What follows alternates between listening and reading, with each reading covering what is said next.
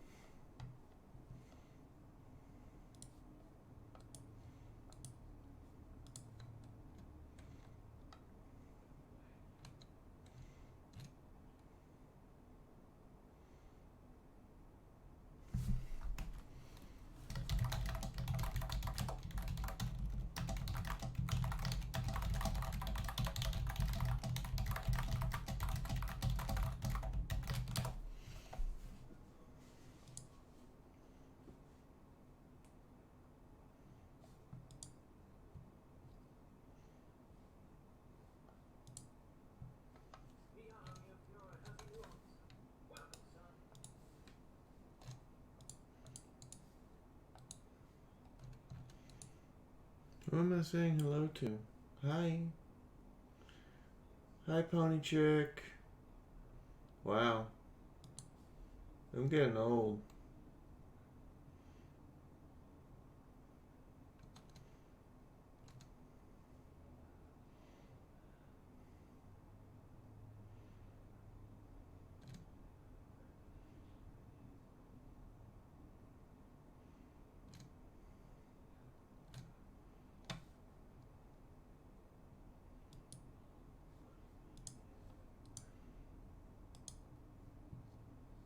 Hi, Solar. What's up? Welcome to Season 4. I haven't got the trailer ready yet because, reasons. Let's just leave that.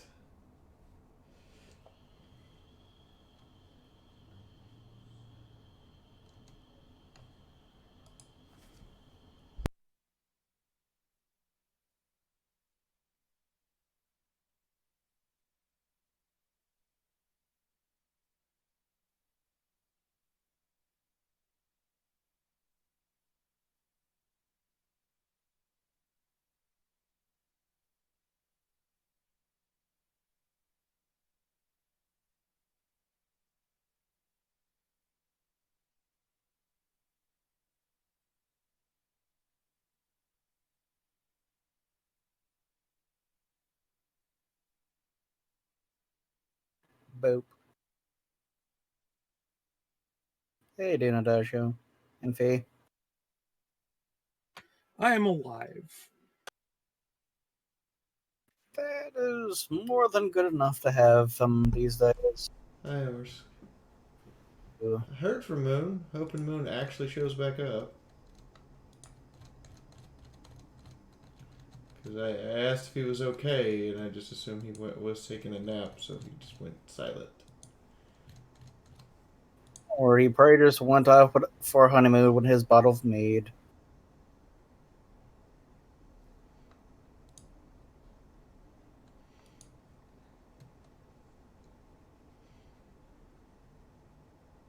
Or else he forgot again. It happens.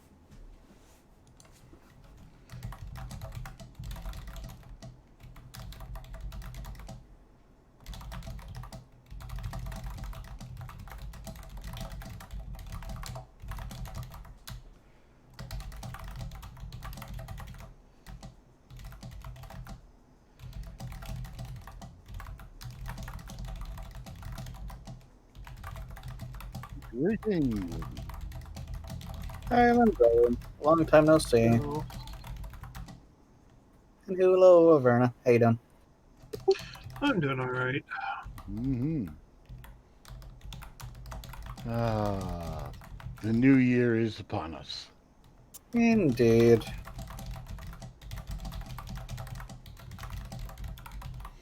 So how's the potential riots going on down there at the moment? Oh, I don't want to get into politics.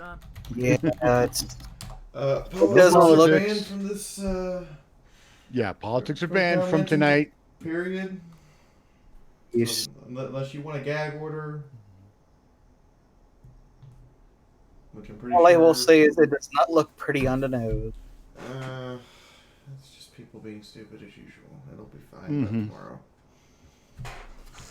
That's humanity, though. Manny, why you gotta be crazy? Humanity's just nuts. Batshit nuts. Nah, it's just hopped up in bath salts.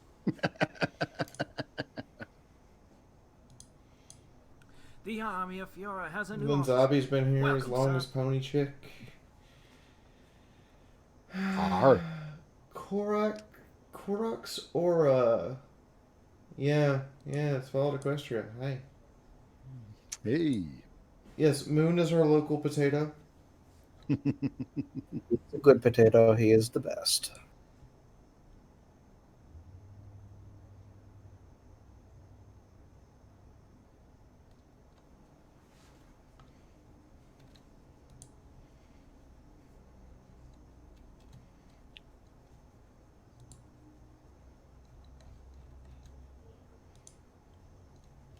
Ooh.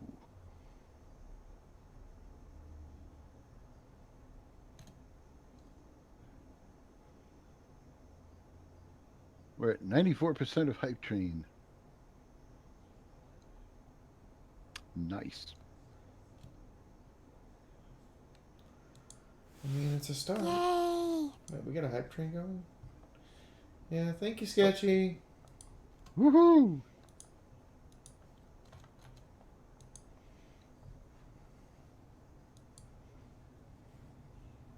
Not bad, not bad, not bad. 99%.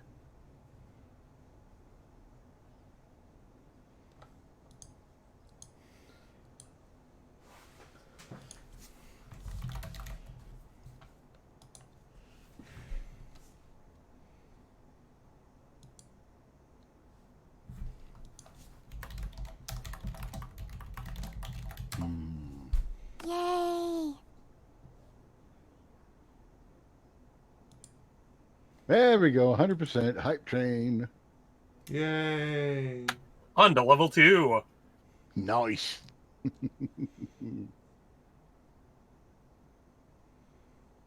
Now, Fee, I have a question to ask. Mm. You don't have any fluids or food or other things close by at hand, do you? I have a knife in my tea. I'm saying you're not drinking at the moment. Yeah, Linzabi, I might throw this knife at you from here and see if I can hit you with it. That's a long distance throw. Hmm. I mean, that's a really long distance throw. Like 1,000+ miles. I don't even think Bullseye could pull off that one. I mean, I'm on the East Coast.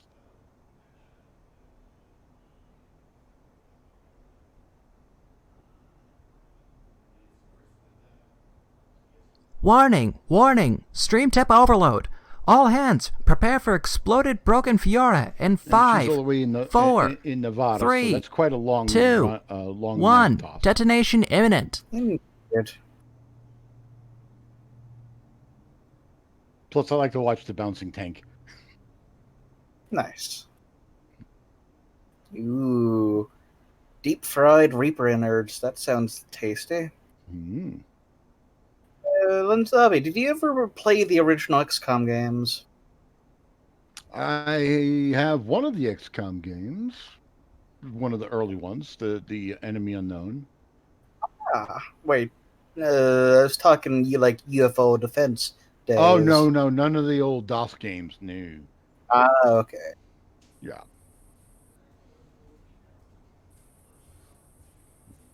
Yes, I'm playing a modded version of the Alright, so the I'm old going to UFO pee, defense, you know.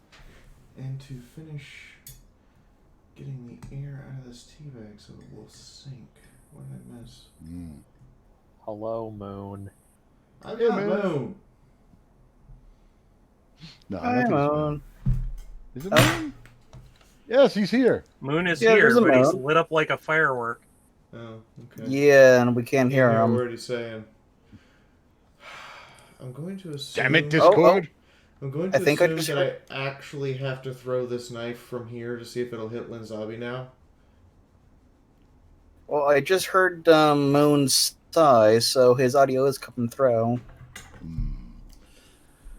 Let's see, how far does a butter knife fly? That Throwing it. Only about 6. Only it actually flies incredibly poorly.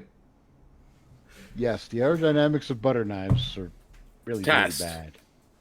hello. Hear you I now. heard test. Good. Fucking Jesus, I was about ready to put this goddamn microphone through the fuck mothering wall. I'm so sick of fucking technology today! Okay, Hugs. Moon. Hugs. Yeah, Moon. Have hugs. Have a hug pile. Let me just throw you to living Docky. Maybe that might help. Has a new officer. Welcome, son. No, I'm calm.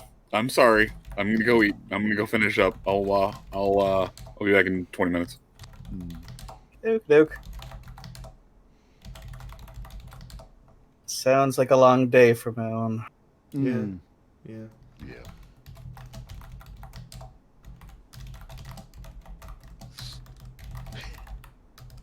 So now Fee has found she can't get the butter knife to go more than 6 feet. It wobbles too much in the air as I throw it. Thank you, Linzabi. I appreciate that. You're welcome. Oh, I know it'll help.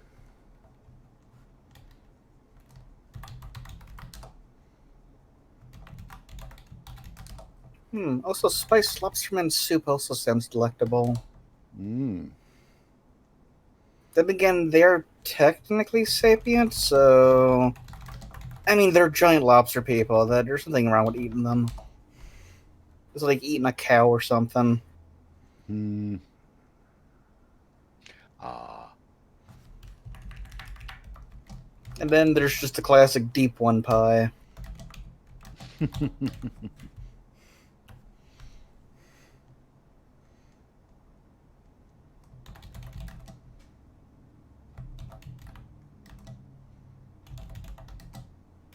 But yeah, I'm playing a modded version there now of the original UFO Defense and Terror from the Deep. It's got some interesting little quirks and craziness into it. Tasty.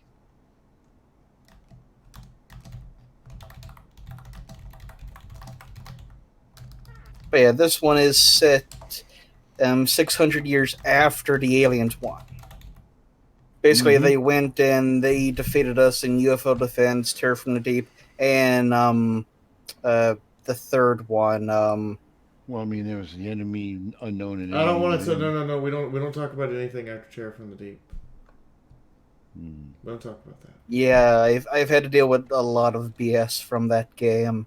So many bloody aquatoids and deep ones and craziness.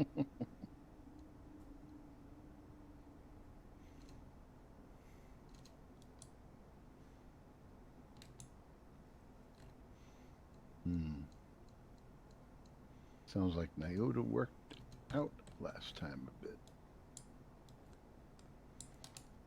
Do what? Oh, Orsk, you're going to love this. Apparently, my HMS Furious had a camouflage that made it look kind of zebra-esque. Ooh. So I bought the zebra paint. Ooh, I just unlocked a new interceptor. It looks pretty. Ah. Ooh, it's also got a very big speed increase over my last one. My last one could do, I think, like... Let me double check. Scarab can do 2200. New one can do 3750. Oof. Ooh, if that thing is also able to go out into the void, I might have my new craft for shooting down spaceships. Then it sounds like reverse engineering alien technology has paid off. It's not even reverse. Well, yeah, technically it's for reverse engineering, but like this is set like whale after the Ethereals won, and we're just like some backwater nation. They're now in their giant ass empire. So you're sort of going through and like taking shit from the different parts that make up the Earth at the moment. They're now like a lot of like little like new nations and like that are working under the alien thumb. Mm-hmm. Well, everything So is- yeah, it is a little bit of reverse engineering. What does this thing run off of? I mean, Ooh, okay. post conquest, we're just a vassal state. Yep, it's 600 years after they won.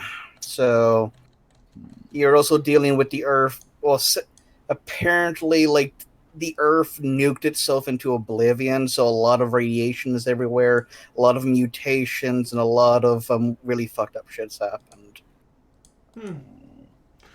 Anyway, how are you today, Adagio? Hmm? How are you?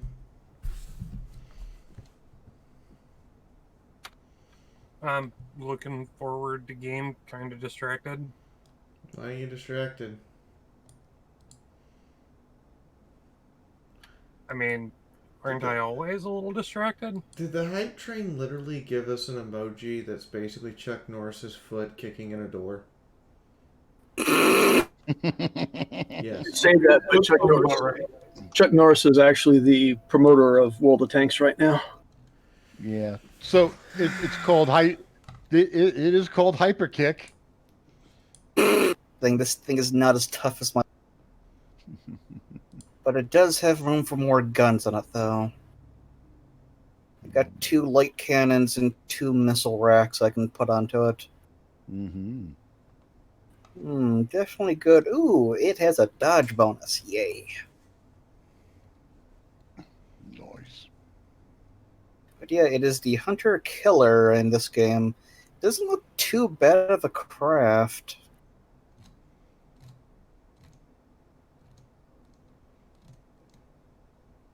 Whoop, Hetty has Chuck Norris as commander.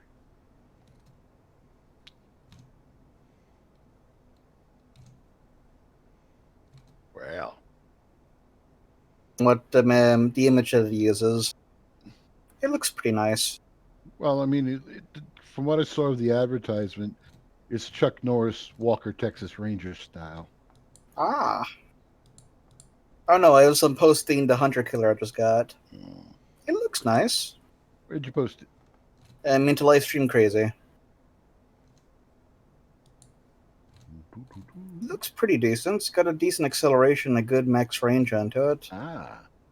But yeah, it's 70 health points lower than my last craft, but at least this one only needs 2 pilots instead of 3. Well, that might explain why it's so bloody fast. True. Let's wait. That too. And my last craft was able to mount a heavy cannon, need 2 heavy cannons, a light cannon, and a specialty slot. Nice. Thumbs up, picture this. It had naval guns on it. 120 millimeters. 2 of them. It was stupidly powerful. Those are destroyer guns, for fuck's sakes. I know.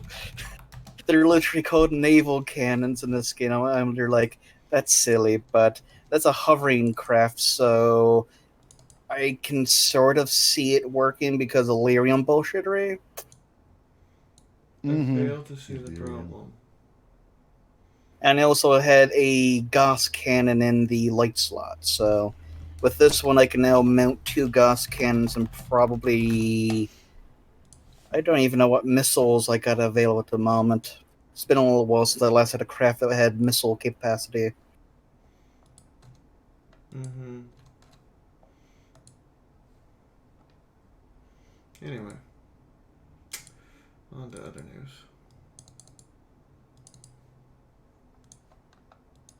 Artwork piece number 1. I think I have a number 2 buried in here somewhere. Ooh, that research actually unlocked me a few more ones to go for. A warship hull, a Bonaventura, the fast transporter, and the improved fighter construction. Ooh. I was actually wrong. Ooh. Don't have any more pieces. Just have the 1 this time. Because I've revealed everything else and my artist took Christmas off. Not that I blamed them, I gave them Christmas off. Paid them to stay off for Christmas. You need more of a slave driver. Come on. Whip.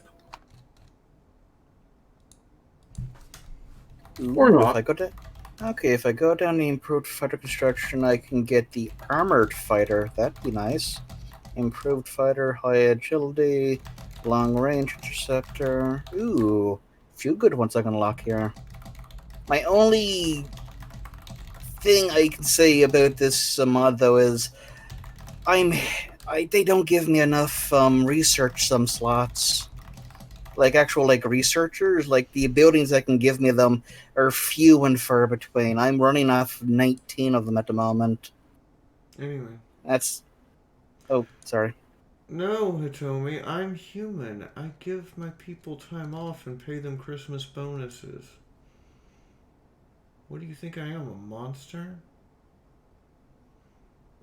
I plead the 5th.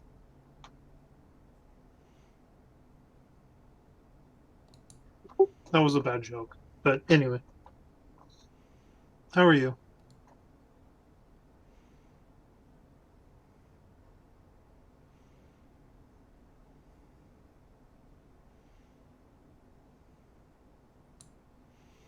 Okay.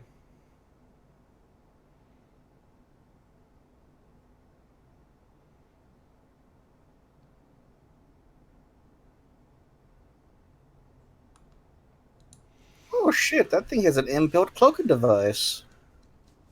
Orsk is really excited about playing an old XCOM game. Well, That it's a modded version of the old XCOM games. It's still old XCOM. Sophie, I have a question.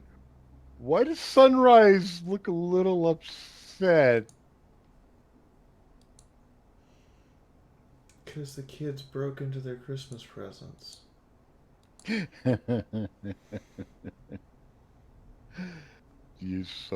That's kids for you.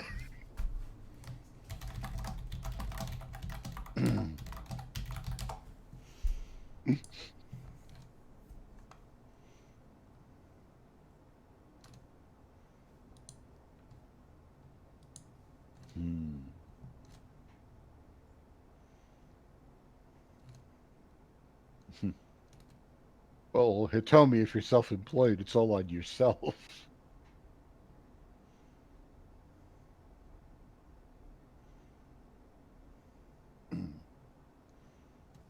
Also, I don't know if that's sad. I think that's actually pride. Yeah.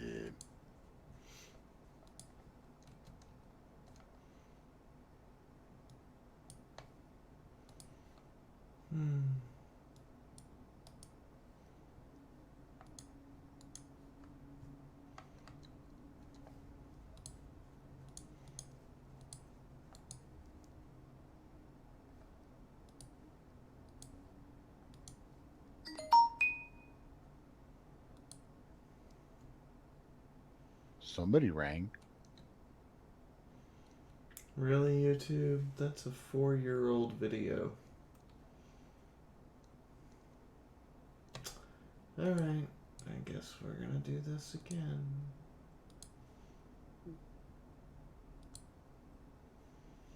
Different years, same shitty copyright system. Oh, you gotta be kidding me. On a 4-year-old video? Mm-hmm. Damn.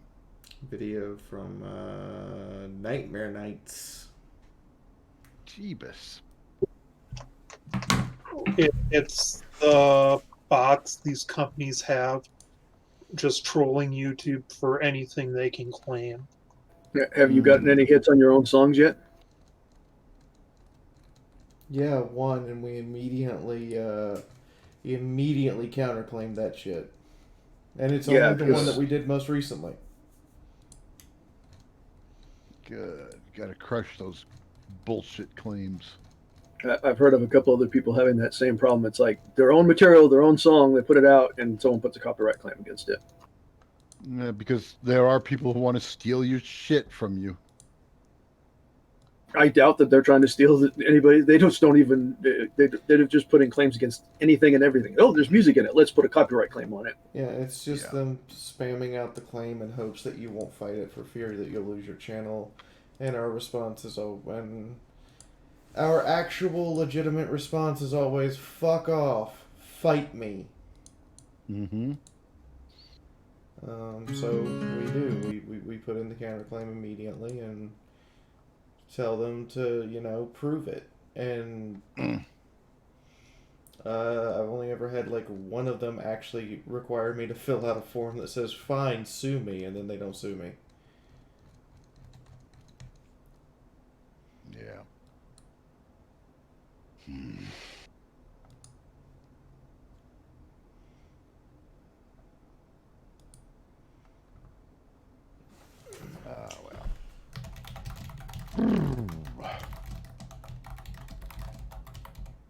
Well, Zabi, I hope you got a good recap because I don't remember what the hell we were doing a few weeks ago. I'm looking at it. You know, if you didn't do so many drugs, you might remember.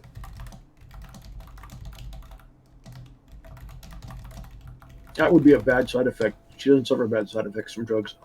Yeah.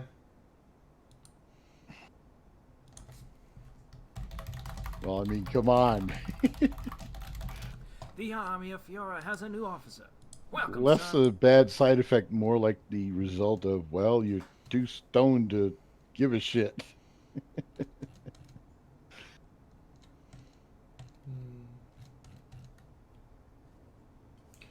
Yeah.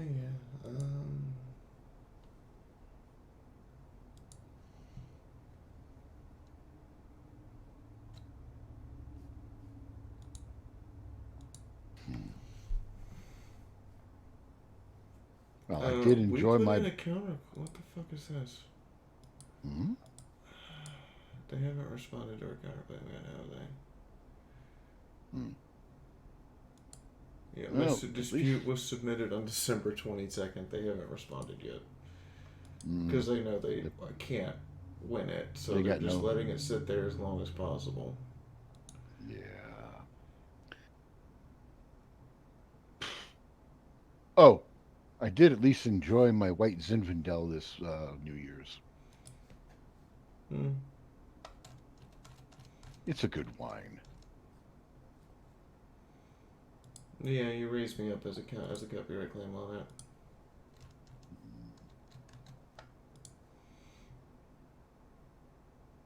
Yeah, wow.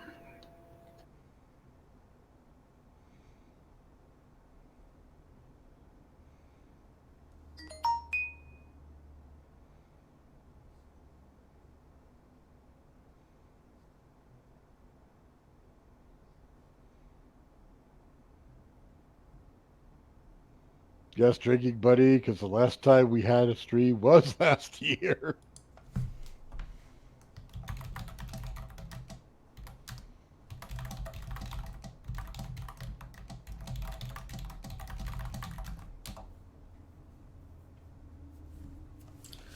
I mean, No, I legitimately feel like they should have to submit proof of proof they own it. mm-hmm.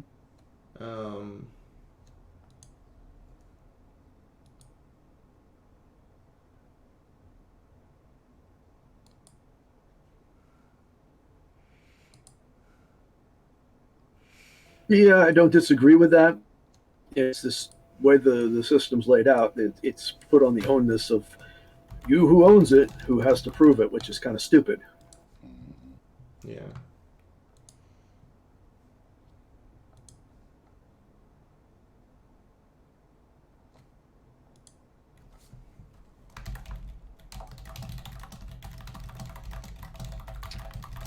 Well, congratulations to drinking buddy for graduating college. He's done with the college stuff. Ooh, nice.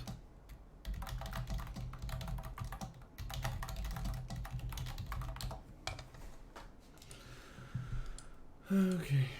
Been a week so far. I'm 4 hours into out of 10 hours of video editing.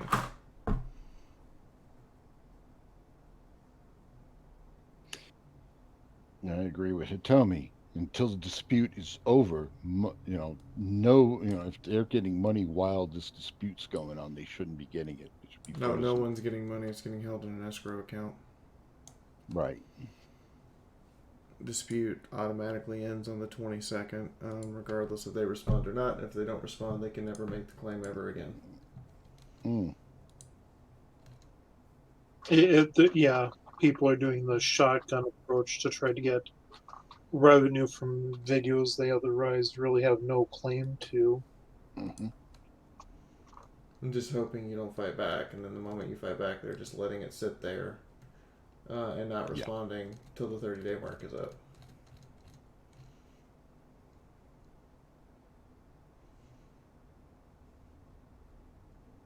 Yeah.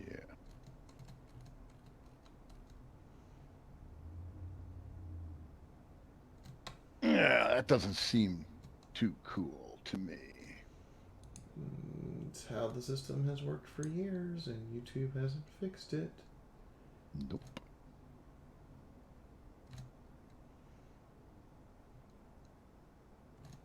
And I think the lady who implemented it is still in her job.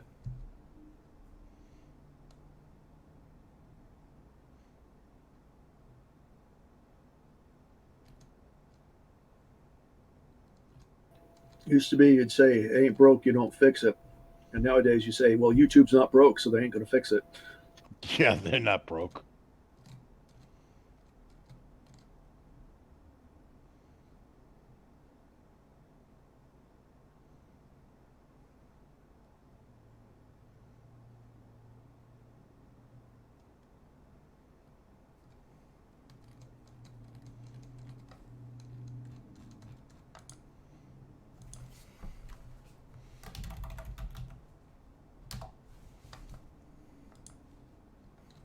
Now, yeah, Hetty's got a point there too.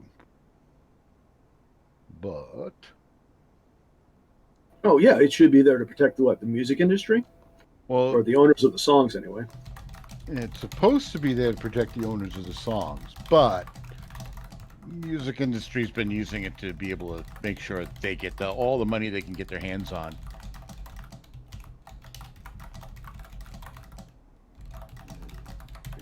It's like it's a weird imbalanced fine line between piracy and, well, No, it's piracy. It's outright piracy. yeah.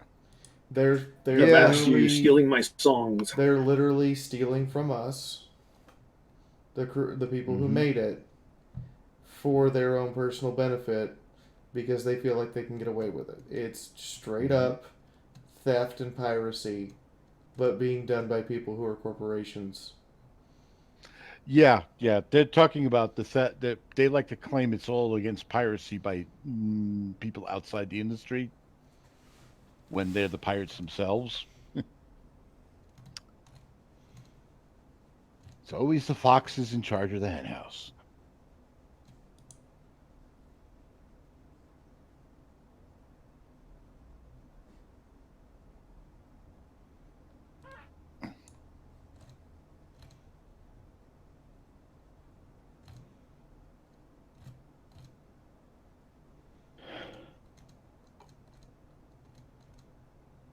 But Hetty, YouTube is not the only place they've put their tentacles in.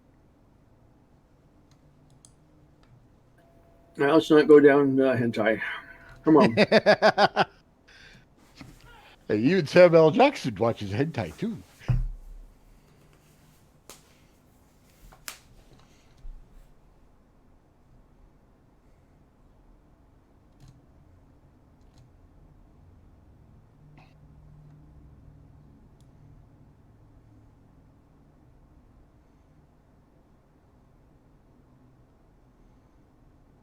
that would be another good one. I posted a video the other day of like Vin Diesel and Morgan Freeman and Lionel Richie, and I'm trying to remember who the other ones, but they did their voices in helium, or did helium when they were doing like a little speech. That would be another good one. I like to hear Samuel L. Jackson doing like his speech from Pulp Fiction on helium.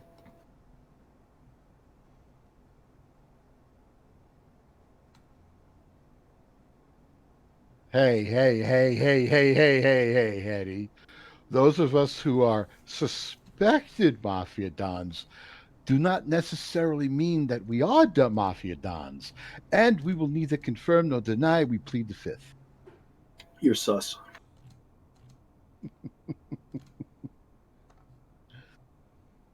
Sus bug is sus. Oh man, that would look cool in a shirt. Picture Really? of Twidia and said "Sus bug is sus." Oh, good God. So now Twitty's the sus bug? Twitty has always been the sus bug. Oh, what has Twitty ever done to make you so suspicious? I mean, extraterrestrial creature. Oh, no, now that's getting specious, goddammit.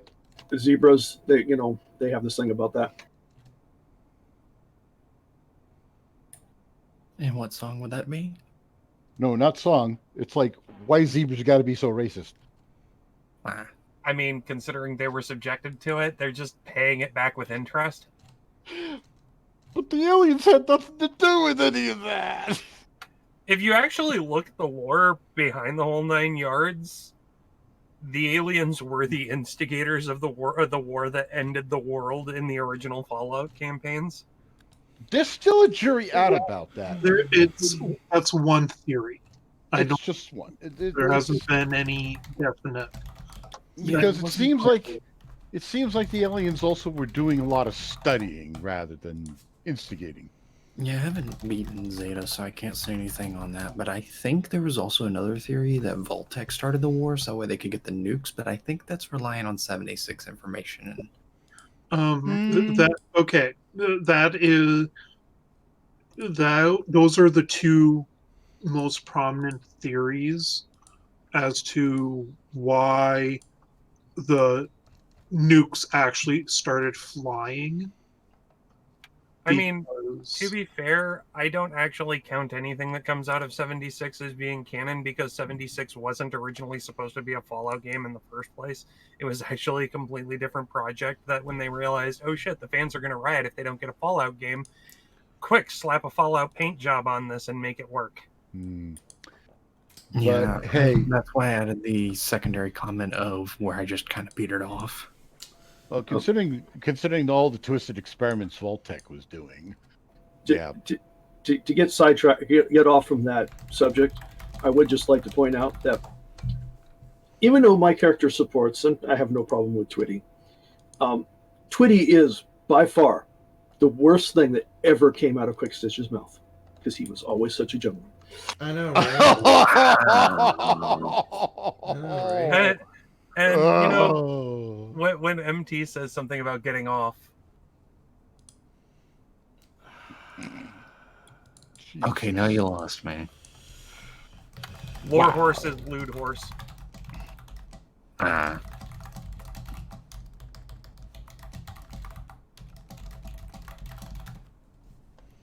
Jeez.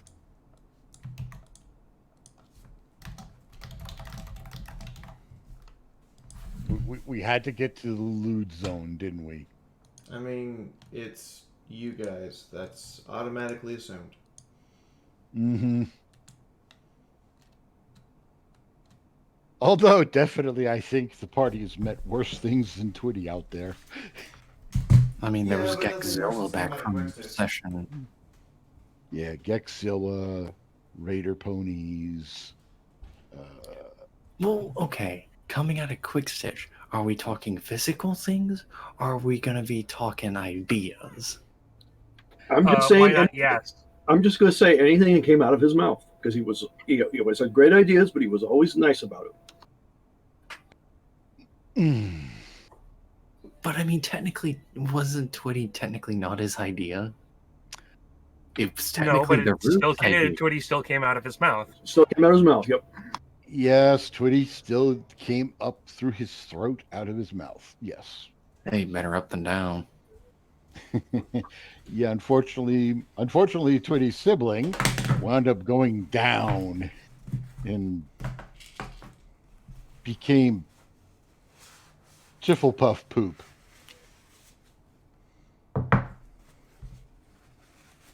Because zebras have iron stomachs. Oh, crud, Arcturus. Oh, jeez, I nearly forgot about the, Jeez, I even forgot his name. The collector dude, the ghoul from, like, session 4 or 5. The one who bought the digging device? Yeah. It wasn't the collector. It was something else.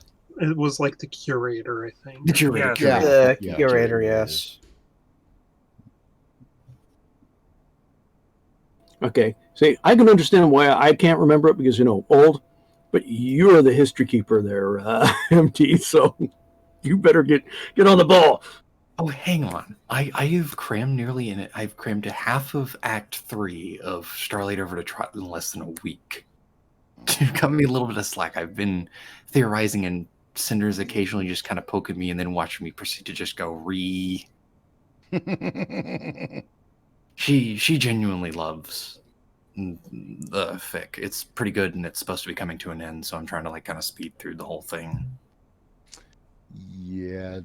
Tommy was mentioning the curator being the creepy pedophile vibe ghoul pwn from the first town they came across. Doesn't count as worst things crossed.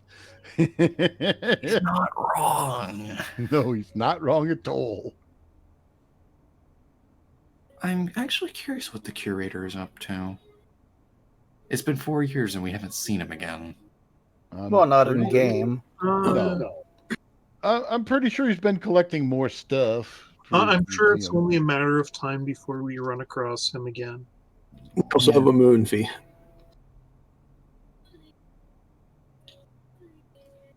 We have Moonsign. Do we have a fee? I heard some thumping about maybe 2 minutes ago from Fee. The question is Fee okay? That's fair enough. Well, it looks like we're making our way to the moon zone. No, I think that was, or is everyone starting to pile in? No, I didn't see anybody pile in. Varna just went. Yeah, Varna. Oh, Adagio popped out. That's who popped out. Yeah. Oh, that's what I'm looking for. Adagio. I forget it's under Nyota there. No, here he's under Adagio, but yeah, that's what I mean. Yeah. Oh no, I don't see. They're at the other site. Yeah, they're at the other server. He's not even Nyota there. I forgot. Yeah. Oh yeah, because all you guys have the phone. Remember, your exact words were, "Stop that! You sound like a tiny Chinese woman." Right, yeah, I forgot. I called you up on the phone and I thought I had a wrong number. No, I was trying to talk in Discord over my phone. You don't even have my number, I think. I have a lot of numbers. Really? Also, Fee's here, so this is all going out on stream. And I don't give a fuck. I've basically accepted that I'm a public figure at this point in time. Hello. I think the resident potato has given up on not having himself called out religiously. So Potat. Fuck it. Hey, don't insult my computer. You're the ones that have it. I mean, to be completely fair, I did post in chat earlier. Moon, I'm currently suffering liver failure from my crippling alcohol addiction, and the rest of us, cheers! I'll drink to that. So yeah, that sounds about right. Clarification. Snips, in the other room is an Idaho potato. I was talking about the Irish potato in the call with us. I'm right here. You're not that Irish. Actually, I am. You're not as Irish as James, who is from Ireland, actually living there right now. I'm literally talking about Moon. Oh god, I just got hit with a wall of British sound. By the way, Snips. I'm sorry. No, Discord for whatever reason spiked your volume, and so it just sounded like not only were there two of you, but you were functioning in perfect synchronicity and speaking into my ears at exactly the same time. Hey, Snips? Yeah. Having seen pictures of you, you're not a potato, you're a french fry. Nah. Thin cut, too. Okay, yeah, I'm a thin cut fry. I'm that really long one you get from McDonald's and ask, how the hell did this get in here? Oh, so you're one of the shoestring potato sticks. Yes. Oh god, wait, you're that Omega Fry that you save to the end because it's the best. I guess so. I don't know why, though. Or eat first so it doesn't get cold and retains that delicious hot salty potato-ness. I want fries now. God damn it. Tell me about I know it. that feel. If only I could convince my roommates to get me down to Burger King. Oh, no, I'm just being lazy. I have potatoes and an air fryer. I have everything I need to stop what I'm doing and go make potatoes, but then we wouldn't be able to stream. Okay, I need to check. Are you guys hearing anything in the background? No, just the dulcet tones of your voice. Okay. It's kind of chilly. I'm needing to run my little space heater. Oh, I like what Vaughn pulled up just now. I love it. It's amazing. Viking potato. It's surprisingly accurate to Moon. Good grief. We've not even started the game and MT's already putting communityisms in. It even has the same color beard. You're all awful. No. I'll be more awful when I send that image of Moonhuff.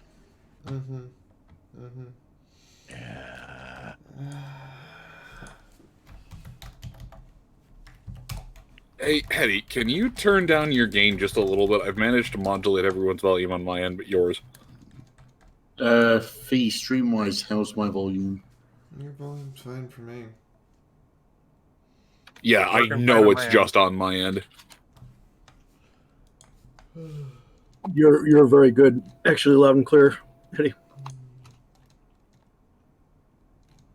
Anyway, I'm going to duck out so you guys can get to it. Let me know if something violent and terrible happens. And good luck, everybody. You're probably going to need it. How's that? Okay, that is... I don't feel like you've hit Fortissimo and are right in my ears, and I have you down on the magic pixel on my end. Am I still okay on the stream, Fee? You're fine with me. Warning! Warning! Stream tip The overload. zombie, can we All start hands, first? prepare for exploded broken Fiora in 5, 4, 3, 2, we're in the 1. right Detonation server now, imminent. at least. Yes. My Asperger's is kicking on finishing the bar. I'm sorry, my Asperger's kicked in, and I just couldn't You don't stand have the white Asperger's. I respect. Yes, I do. I respect actually do. I respect the monetary flashbang. So I saw the white, and nobody knew it hadn't moved, and I'm like, it must. I don't know that that's Asperger's. I think that's OCD. Yeah, Well, I say OCD. I also can't stand when people leave the drawer open for the it's OCD. silverware. That's OCD. Yeah, I got some OCD, but I also have Asperger's. No, you have CDO because now it's in alphabetical order. Yep. Yes, I love it. But no, I have a lot of the telltales of Asperger's. I'm very high functioning Asperger's.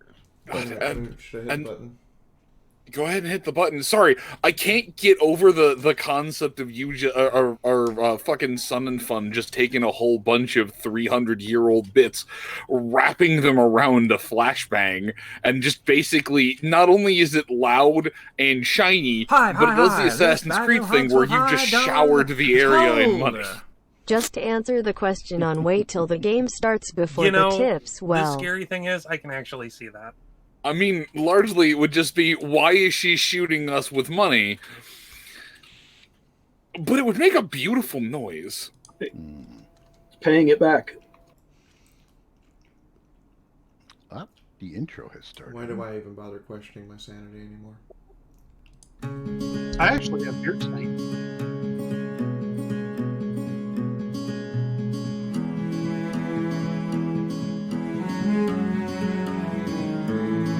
As fires burn out from yesterday, a wandering mare's found a better way. For just as night seems most dark, the sunrise comes to warm our heart. The ashes of war through the flood and the gore, a man who wants more than this world that is torn. A group that cannot just be stopped or forgot will rise and overcome all odds. And with every new day through the parts that we play, as we push fear away and remember the ways of a man who was kind and whose words will remind.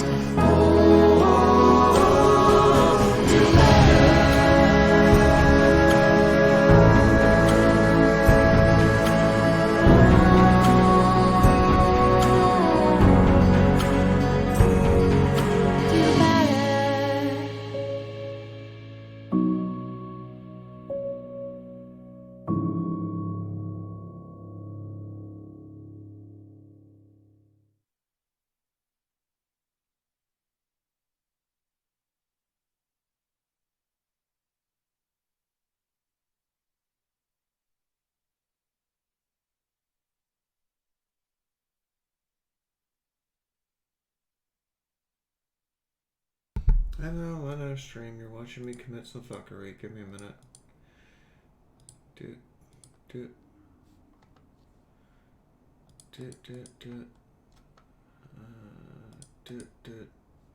Been a very long time since we actually exceeded the tip goal. Hell, it's been a long time since we made it at all. Like, I haven't made a full tip goal in... Extreme tip, when was the last time I made a full tip goal? September. Oh. Ouch. It was a rough Christmas. They can't hear... you can't hear them yet, and I can't hear them either. I'm just having a moment. Two things. Diamond Doodle, who some of you will know from the Sunday Equestria at War game, and some of you will find out about from the upcoming Equestria at War in a Nutshell series that I've been working on all week. Her aunt died today, so if you can go give her a hug and ask her if she needs anything, and then follow up and actually do something if she needs something, that would be appreciated. Second, Cinder Script has had a terrible, awful day for a variety of reasons. If you can go give her a hug,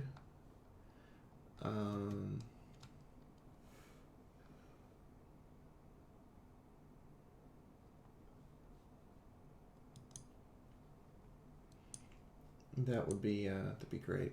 Just, let her know you care. This is me taking like a couple minutes and just talking to you guys directly. Because I know you guys are, decent people. I am also going to give a reveal here, just to show you guys what I've been working on. You won't be able to hear anything, of course. But before I turn this over to Moon, I kind of wanted to do this. So we'll switch to presentation mode. So now you can see what my actual desktop looks like for a second. But the patrons know about this. And a few people who have seen the country balls know about this. But I have been diligently working. So the idea is to get these out in about a week's time. So basically, I start working on this on Monday and then actually like release it the following Monday. But this is the 10-hour marathon session from our Equestria War game. I'm at hour 5 out of 9 hours and 45 minutes of actual footage to edit. And yeah, here's what I've actually been doing so far this week, besides, you know, other writing stuff that needs to get done. Yes, all of them. I want him found and dealt with now. Of course, Your Majesty, I'll have it done.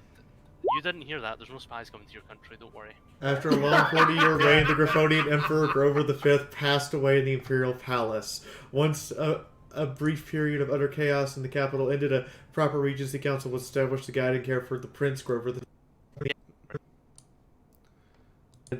and like the last one or in bloodshed. Also, my stability dropped 30% overnight. Dang. I mean, we can fix that for you. We'll just reanimate the body. God, really, Doodle? The previous emperor and have them rule. We'll do that too. Whatever's your pleasure. You're all terrible. Don't you feel bad for a variety of reasons. But yes, I've been working on this. It's slow going, but it'll get done. In the meantime, I'm gonna turn over to Moon here. So let me get that set up and turn on the speakers. Anyway, hi Moon. Oh hey, you unmuted. Well, yeah, I was talking to the audience, not to any of you. Mm-hmm. I saw you were going wild with some kind of thing, but... Equestria War in a nutshell. Ah, yes. So, we ready for the recap? Yeah, I mean... I am. Year and he's still got to do it, doesn't he? I will hug you. Well, I mean, we listen to your Not necessarily in that order. wonderful voice Even enough. numbers We are the need devil. to hear some of Long Best live Bug. the odd amounts. That's right. It's been a while, everybody. And Hitomi's trying to trigger everyone's OCD, but yeah, go ahead, Bug. I guess I haven't. I guess it's New Year and we still haven't squashed you yet. No, MT, I don't need help. I just need to finish up. Need to finish the video editing before I do chapter editing. You know, the way they go on, you'd think I was either a raider or a husk or a rad scorpion or something nasty like that. You're worse. You're an alien. But my daddy loves me, so do my mamas. So, there we go. Are we entirely sure Quickstitch is sane? No, we don't. And I got to meet my fellow Tadoshans. Remember, the zebras attacked first. Fixing this to a solid number. So anyway, yes, I mean, the only one I could ever grill about the past and why the place went to hell in a handbasket would be like Sunrise was someone just as old. But last session, which was a few weeks ago, let's see. Oh yeah, the Nyota found out what was inside the cabin. The big bad thing. Well, it appreciated the fish that he left for it, but it was a hellhound, and it had some really nasty claws that Nyota thought better about it and decided to sneak back out of there and close the door and go, nope. At which point he told the rest of the party. And Medicinal Haze, well, in his strange drug-fueled stupor, wound up finding a dead Philly Scout and read her diary or journal, found out she was doing some herbs for a project for her badge, and it led to him finding her grove once he got out of the tunnel system, which Nobody knows how the hell he got in there because there was no entry when they went back to look for him. And you'd think, especially since Sunrise is an Earth pony, you'd think if there was a hole in the wall, that would work. But she couldn't even find the entrance. And Worst Earth pony. What's that? Worst Earth pony. Worst Earth pony. Oh no. Unicorny. So the party decided that they would help Medicinal Haze. What he's gonna do is he's gonna do a service to put the poor pony to rest, because she was out there all alone, all totally forgotten about all these years, and pretty much it's time to let Moon take it away. Moon. Yep.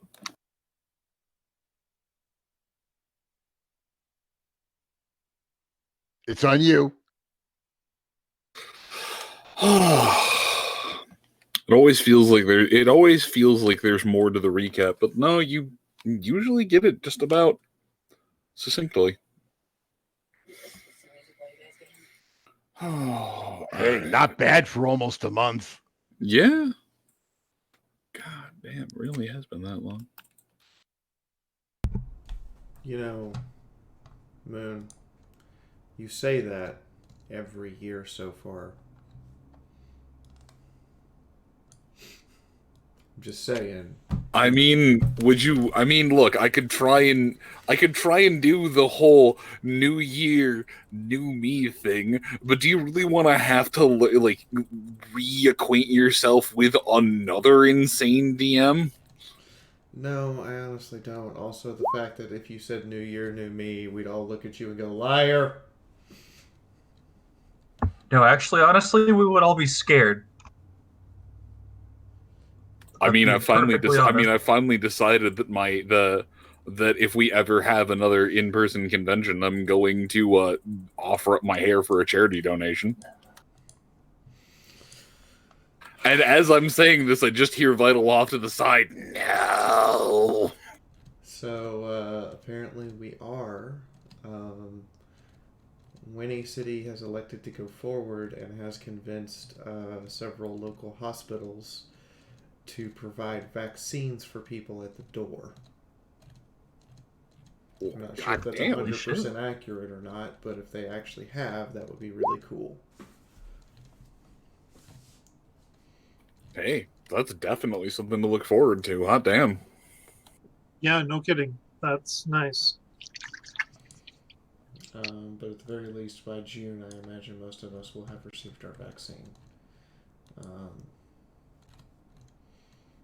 In the meantime, it's all yours, Potato. Yes.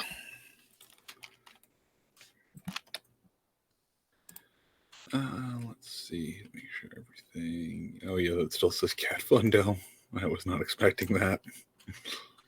Let's see. The windy swoopy whoopy maze. Trying to figure out where the hell all of my children, or where the hell all of my cats went to. Yes. Let me. Yeah, it is a new year, so everyone should re-roll initiative. That would be wonderful. I'm muted on Discord. How long before you think he realizes it changed his name?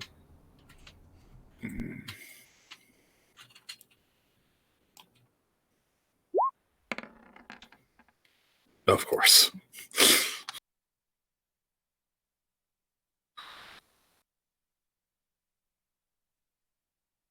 I can't change your nickname anymore, and I don't know how to feel about that. You can no longer change my nickname because Discord changed its terms of service, and server owners can't have their names changed by someone else now. That's annoying. Also, I agree. Sunrise is a better unicorn than Scopolamina, and Scopolamina is a better Earth Pony than Sunrise.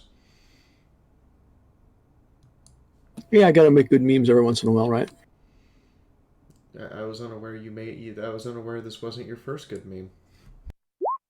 Oh, it's not, because somehow or another the Sunrise with the Tommy gun shows up when you do a search for Sunrise, Wandering Sunrise.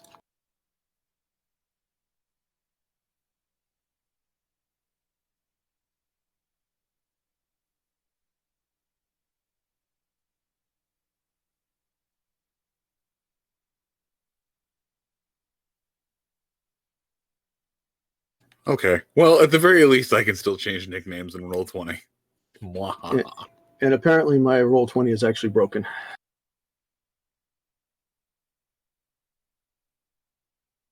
Well, grab a hammer and fix it.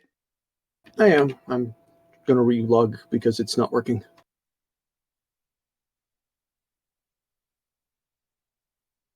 What's your agility again, Dagio?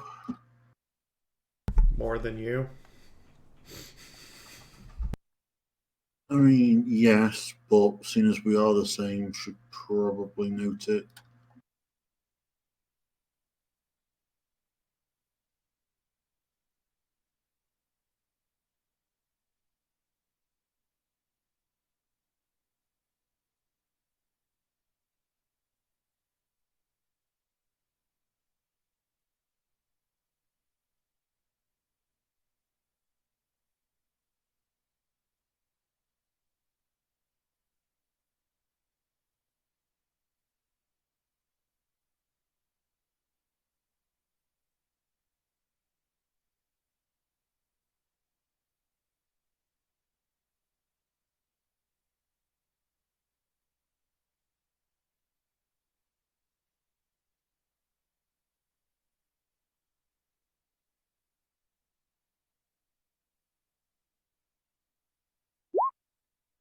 Oh, no, there's the last one.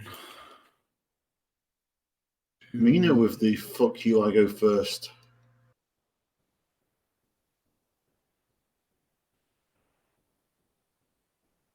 One, two, Well, three. it's all them speedy drugs she takes.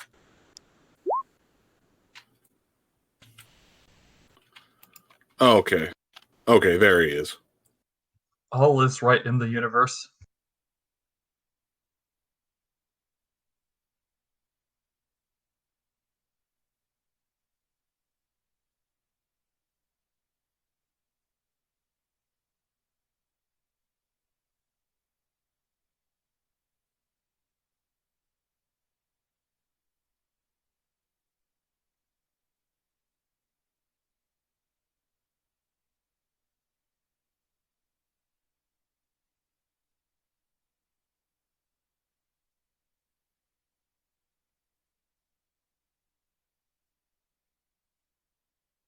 I haven't rolled 20. I don't remember how the hell I'm. Okay, descending. All right. Sunrise, would you like to change your initiative while I am currently on the turn order? Or are you content with where you are? I am perfectly content to go dead motherfucking last tonight. All right, I'm going to switch your initiative with Mythic. Ha! All right, so Mythic, you are no longer going dead last. Nope. Shit, what? No, you're only going almost dead last.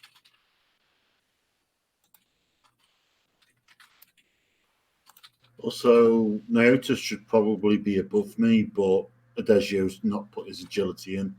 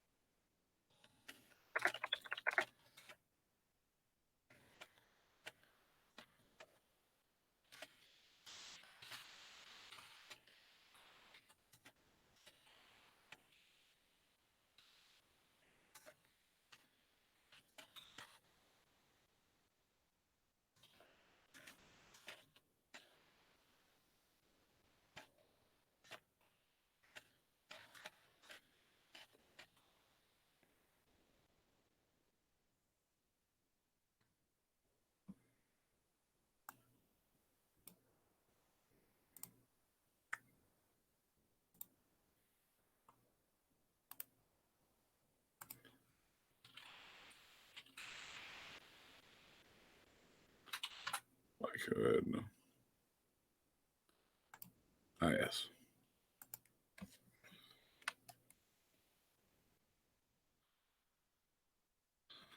Oh, you'd think I'd have. There we go. You think I'd have Nyota's agility memorized? I have to basically put it in every single week at this point. Because the two zebras just always tie. Don't know why. Well, I was always thinking Nyota's agility was godlike. Yeah, I always, for whatever reason, too, I always think his agility's like 9. No, as a matter of fact, he's almost completely average. Yeah, no, for whatever reason, I just keep assuming that Nyota's agility is, all right, I'm going to take a snake, and then I'm going to just start making the snake do the wiggle. I'm not quite sure how to take that. Well, if I really tried to start saying, if I try to mention anything about Clank, I feel like I just get an odd thing. So no, just take the snake and make it do the wiggle. I'm pretty sure at this point there's nothing that Moon can say about Nyota that we aren't going to make lewd somehow or another.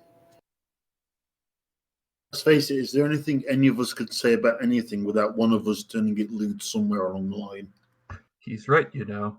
Oh, yeah. It's kind of one of our things, you know? Penis. I was about to say, is the snake a euphemism for his penis at this point? No, the snake is just a fucking snake. I just want to take a little boot noodle and make it do the wiggle. Okay, all right. Okay, that's as long as that's no, you goddamn perverted children. Moon. Guilty as charged. Moon, if they weren't a lot of perverts, you wouldn't have picked them for the game. No, most of them just got, at this point in time, half of them are here because of rotation. Incorrect, sir. Arvana, Arvana, myself, Chifundo, and Nyota, you all picked. Yeah, we were all Arvana original just so happens picks. to have been put back into the rotation and gotten back to the top, but technically, 4 out of 6 of us you picked, so the majority you picked. Oh, go fuck yourself.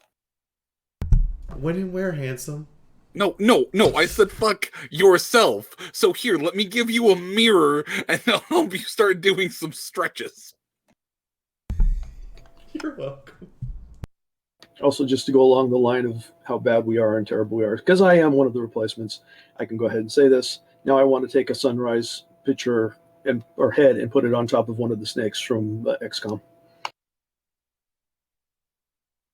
As a note, I've received the first 1, 2, 3, first 3 sketches for the other half of the swimsuit calendar.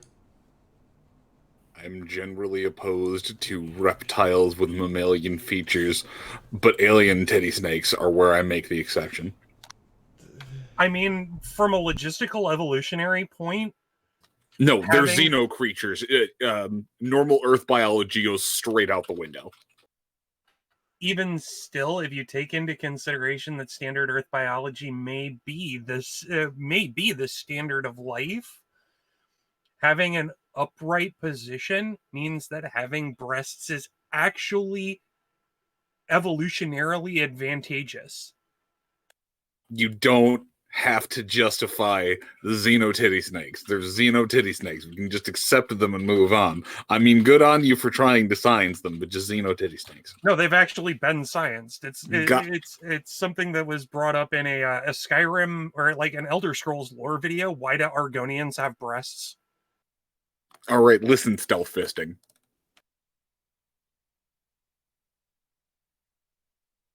It's Mina's turn. Please, God, save us from the madness. Also, it's about 6:30. It's starting to get dark.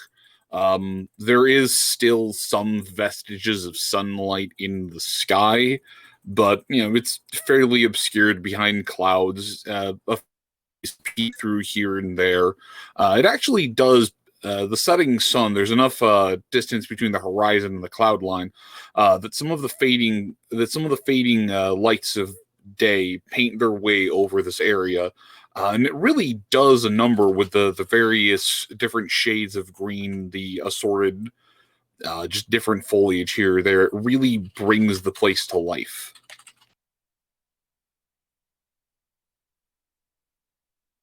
So I suppose I should just ask the question, what are we doing next?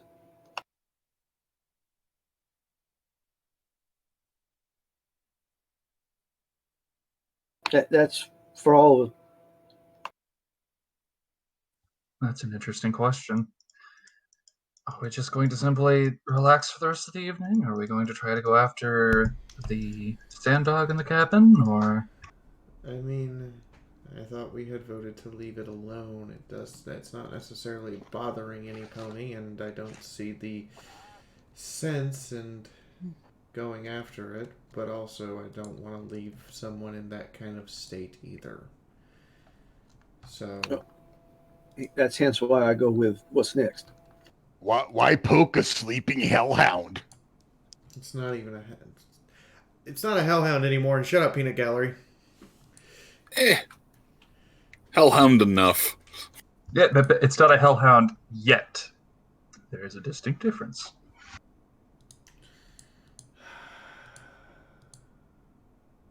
I think this is one that's on everyone else to decide how they feel about it. I feel like we should, put it out of its misery. I mean, I don't disagree that we should potentially put it out of its misery, but the question is, how many of us are going to die in the attempt?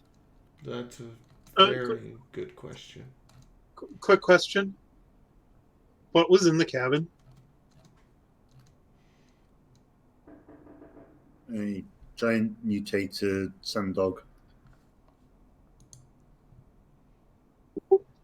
At the word mutated, Hayes just immediately stops what he's doing and oh. Well. Then I'm with Sunrise.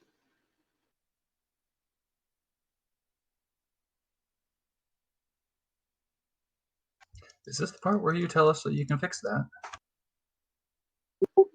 No, that ain't something. That ain't something I can fix.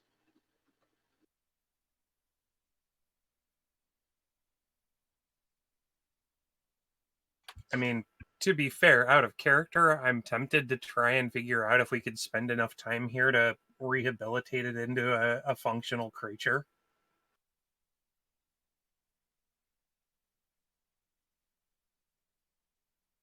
I mean, you are welcome to try and rehabilitate the random mutated wildlife. I'm not going to stop you from... Okay, what I heard was, let's adopt the mutant sand dog. I'm not going to lie, I think I heard the exact same thing. We did adopt Snuggles for a while there. Wait, is this where the joke has gone? Has the joke finally mutated into a reality? No, wait a minute. Look, worst case, I can knock on the door and try to talk to it. We can barricade the door from our side to make sure it can't just bust out. And if it doesn't like us, I can just say, okay, fine, we're leaving. I would like to point out. I'm no expert, but I think those claws would go right through the walls of that building. I don't think it's trapped in there anymore, except maybe in its own mind. I'd also like to point out, we have a terrible reputation when it comes to pets. You're not wrong. And to be fair, a quick killing of this thing would probably be more merciful considering how long it's probably been here. It's been here long enough to lose its sapience, so... I'd like to point in the fact that if we don't take care of it, it could pose a threat to the surrounding area, or worse. I think it's more of a threat to anybody that tries to inhabit this place long term.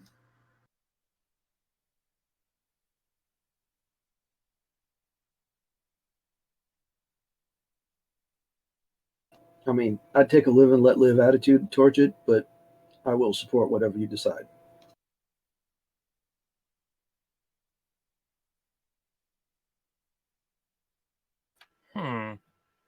That's a good question. Give me a second.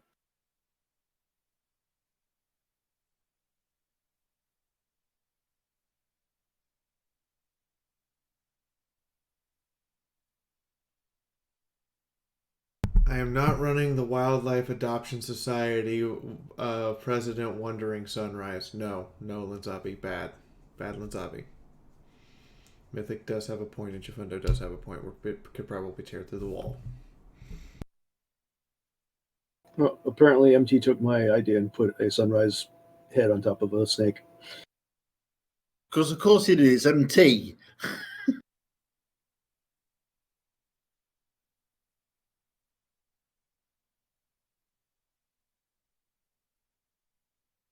Just keep in mind, I am doing my job, and Moon approves.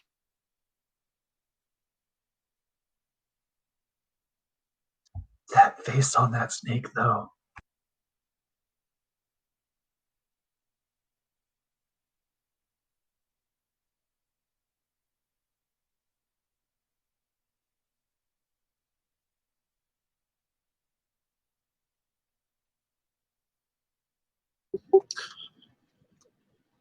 So at this point, Hayes, instead of getting out the cook pot to boil his herbs down into some healing potions, is actually pulling out what looks like an improvised reloading kit and is making some ammunition.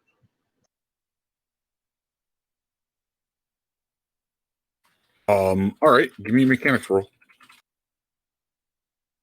And how long do you want to spend at your ammo press?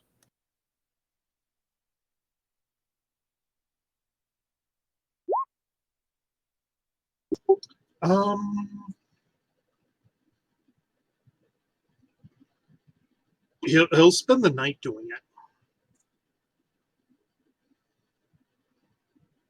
Because, yeah. Well, maybe not all night. Let's say 2 hours. All right, give me another roll, please.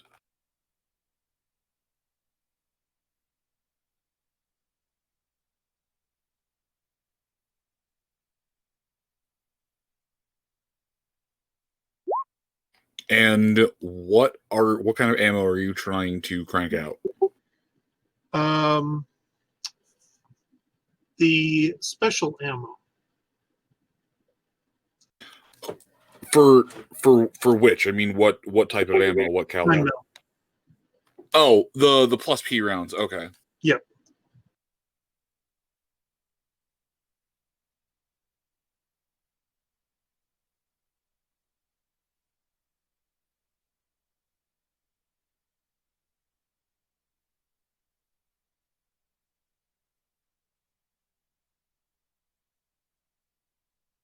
All right. Roll me 15 d10s. But more importantly, how many cases? How many cases do you have for 9mm rounds?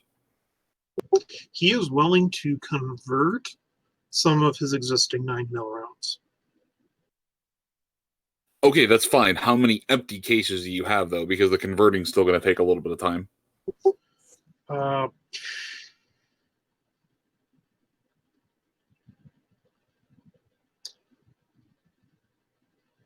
I don't. He hasn't been collecting brass, so he doesn't have any empties. Okay.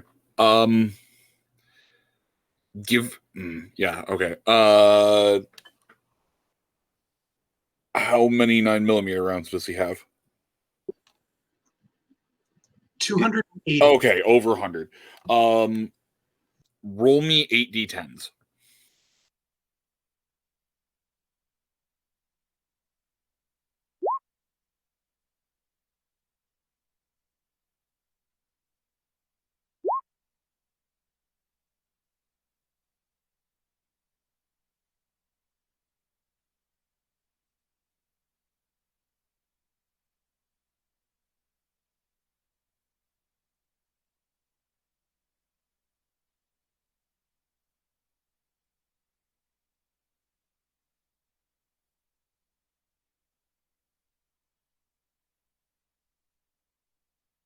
Okay.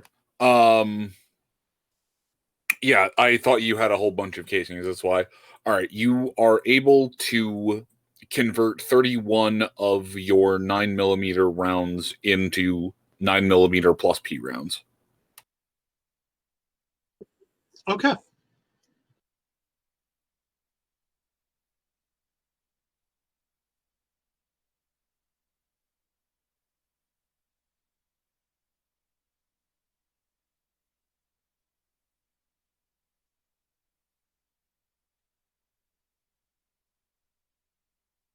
All right. Let's see who is next. Nyota. As the group's kind of figuring out what to do, Medicinal Haze slips off to the side and starts ammo crafting. Well, I'm gonna do something that you probably weren't expecting. If it isn't, I activate stealth and go try to break it. Yeah, it's something I'm not expecting. Yeah, it's gonna be something you're not expecting. I break out my alchemy kit and I start crafting sleeping poisons or sleeping powders. All right, and how many hours are you going to start? Are you going to alchemy? I'm going to make 3 doses of sleeping powder, which amounts to 6 green herbs and 6 red herbs. What does a normal craft yield? It will specifically say how many doses. If I'm not mistaken, it's 2 green herbs, 2 red herbs creates 1 dose. Okay, I wasn't sure if it was like the smoke. I wasn't sure off the top of my head if it was like smoke bombs and a 1 created 2. Okay, so that'll be 3 alchemy rolls. It'll take you. I'll just say because you've got all the time in the world. Give me 3 checks. Let me see what you've got for results, and we'll figure out time.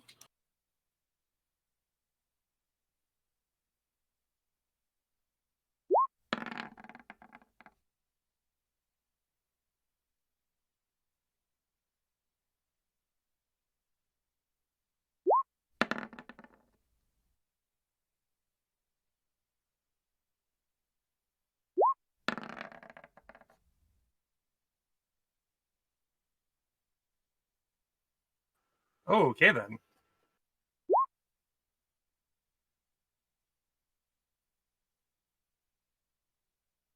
Okay. Nice. So you are just making the basic sleeping poison? I'm actually looking at the advanced alchemy's sleeping powder, requiring an alchemy of 35, 2 green herbs, 2 red herbs, and I believe because I had Granny Yeats' recipe book, that would allow me to use that. Yep, that will. You can craft that out of there. All right. So it will.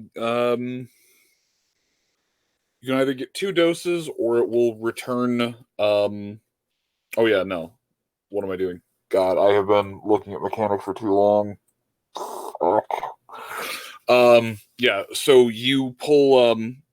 You manage to scrape everything together out of the first 3 doses you run through, and it's really nothing to write home about. It's definitely the extra cookie, but there's just enough left, and you gotta water it down just a little bit, and you're pretty sure that you've at least put a pinch of dirt in there just as filler, but you managed to make a 4th dose.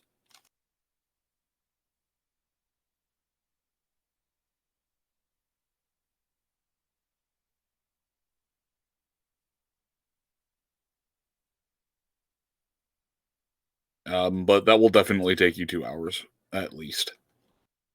All right, and then for the preparation to deal with this creature, I'm actually going to take at least 2 full doses and about 2 units, quote unquote, of the fish meat.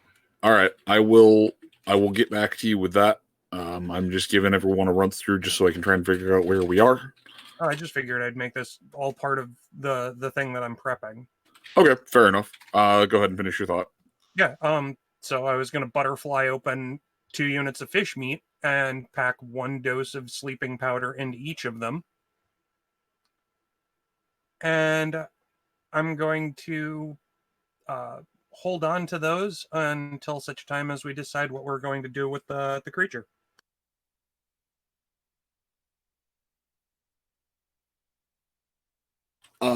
Is this regular fish meat, or is this fish meat that has been cured? This is the fish meat that's been cured, so it will still be the powdered form instead of, potentially melting into the softened meat. Yeah, okay. That's what I needed to figure out, because that will make a difference. But, alright.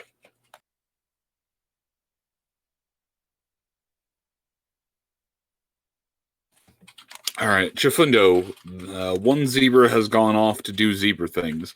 1 earth pony has gone off to do earth pony things. Yeah, seeing as it looks like a couple of our party members are setting up to go all night, Chifundo is going to opt to stand watch for at least part of the night. Okay. Give me 2 perception checks. Give me 4 perception checks, actually, if you're going to take, essentially, first watch. Okay. Do I apply my penalty or leave it as it is? Oh, the racial penalty? Yeah. Yeah, just apply that. You are still in your body.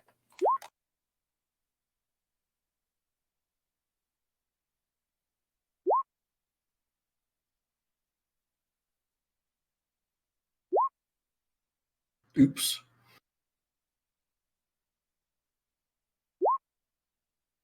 I rolled 20.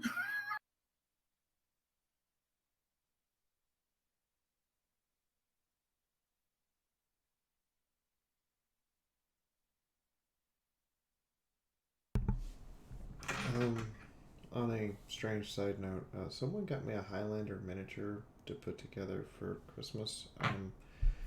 Does anybody know why it comes with 3 feet?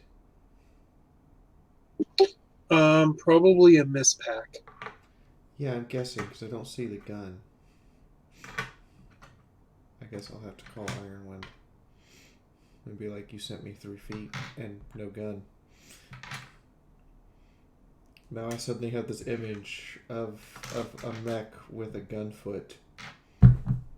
Well, so here's the thing. Are they all left feet? Are they all right feet? Is it a set and then a spare? It's a set with a spare left. And Damn the it. gun goes on the right hand. Okay, because I was going to say, if it was 3 left feet, they actually did give you a right. It just requires you to rotate things. I'll go now. No, you stay. You stay. I have at least 2 hours more to hold you hostage. Ow, it hurts to laugh. Okay. And you said it was 4 rolls, didn't you? Oh, and you roll 4 times. All right. Chifundo, where... Tell me how you set up to watch camp. What, as people are kind of going off to get a little set up area so they can properly spread out and do what they need to. What are you doing to set up and watch this area for what is essentially the first shift? Given that the known threat is coming from the mess hall, well, there was also the fact that you looked with your spirit sight and you made the mistake of looking into the water. Oh yeah, there was that really big unmistakable mass, wasn't there? You didn't quite get the gist that something was, sleeping or lurking, but no, there was a thing. Yeah. Okay. So, I know they're shown as tents, but they're all actually huts, aren't they? They're yes and no. They are tents that have basically had a canvas strapped over some kind of frame. They're raised off the ground slightly. They're actually fairly nice setups. They've got the tent canvassing over them. They're very much something that you could break with very little effort. But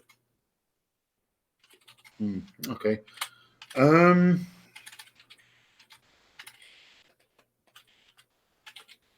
In that case, I would probably spend some of it sort of back here, where I can keep an eye on the mess hall without the firelight interfering with my night vision, and occasionally moving up to the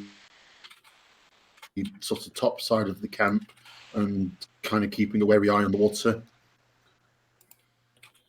Okay. I don't know if you want to say that crit fail was while I was looking away or whatever. Yeah, that was the you just facing the wrong direction. I wanted to make sure that it wasn't going to be like, yeah, and then I just get distracted by the dancing firelight. It's just so pretty.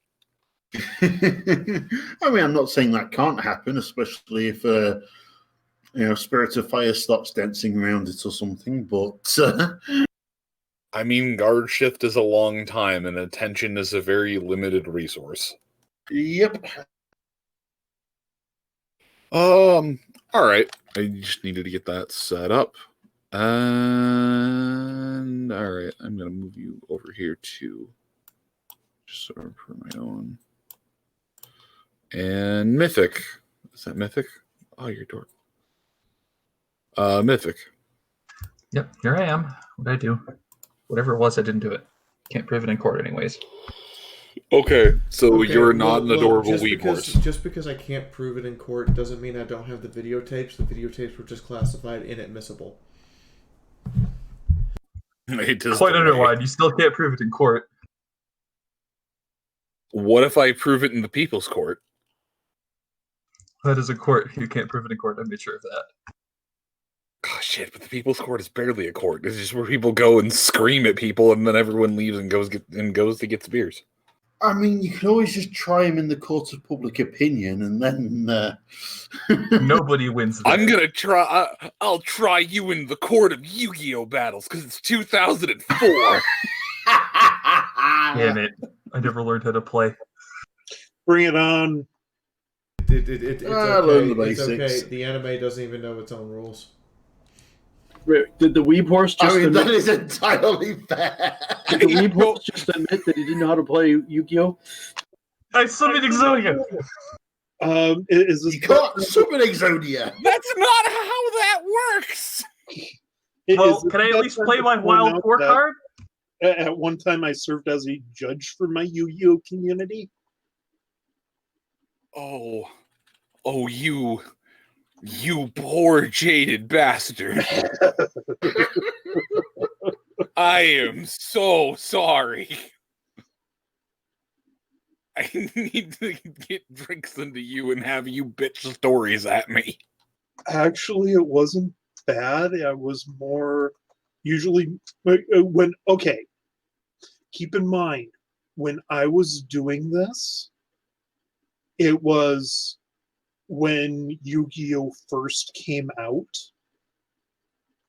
So the only real rulings I needed to make was yes, you can call the haunted Jinzo. No, if you destroy call the haunted, Jinzo stays on the field. No, we still don't know what Pot of Greed does.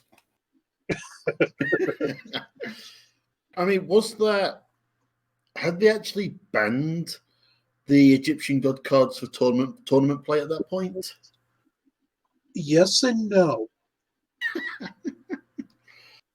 I know they created a nerfed set, but okay. Yeah. What it is first they printed a non-playable set because they didn't have the standard back, but then later they did print actual playable versions of them, but they're bad, so nobody actually plays with them in competitive Yu-Gi-Oh.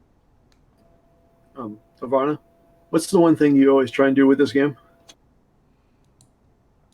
I just want to point out, I didn't expect someone to have actually played Yu-Gi-Oh! When I made that joke, much less it be the person who tries to get us back on the rails constantly, being the one who completely derails us. Did 2021 just become the Twilight Zone? I wanted to stop him, but it was so beautiful that I just wanted to see where it would go. All part of my brilliant plan, which was to distract everyone while I got my brain in order and tried to figure out what exactly it was I was going to do. Yeah, I was just about to. Okay. It was all but a ruse! Okay, And now you ruined actually it. gonna do. Let me get this straight. Are we planning on going after this thing this evening? Like, in game? As of right now, given the party's actions, Mina is just basically standing there going, "Okay, what now?" And then the idle animation kicked in while Medicinal Haze and Nyota both went off to start crafting some things, and then Chifundo proceeded to go and start taking watch. It's basically okay.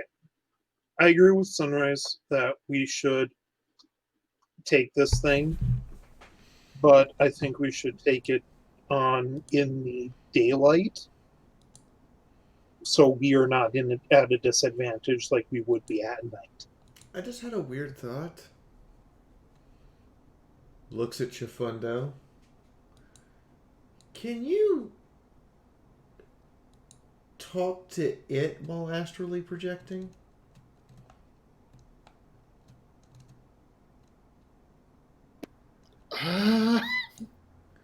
Okay, Moon.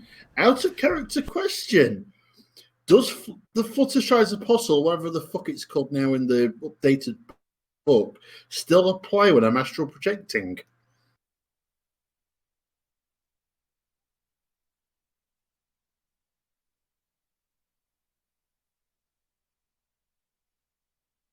Oh boy. Yeah. I mean, I would think no, because you can't actually communicate with people in astral projection, can you? Unless they're spiritually awakened. Not in our canon, I can. No, actually, he can communicate with people while they're astrally projecting. It's harder if they're not spiritually awakened, but he's been able to do it before. I think that's the first question: is this creature able to perceive him if he actually? Well, and that's what I'm trying to think is that I'm trying to think if it would qualify for Fluttershy's Apostle in the first place, and beyond that, I'm trying to see if Chifundo would be able to do anything aside from maybe Phantasmophobia up in this house and just knock some shit over. Drop a iron on it. It was worth a shot.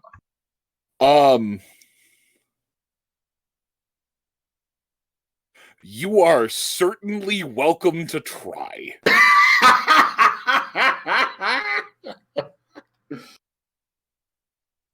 I mean, it did get a vague sense of me, if I remember right.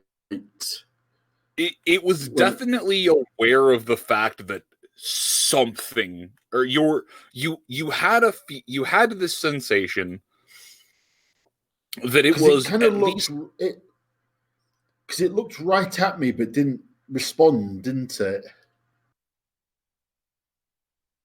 It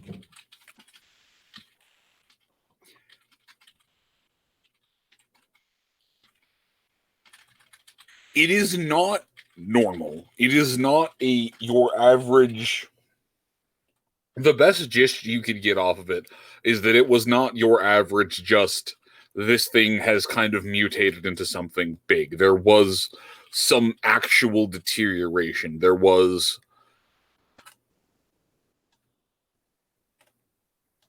It's a little more than a mutant monster something now. was wrong.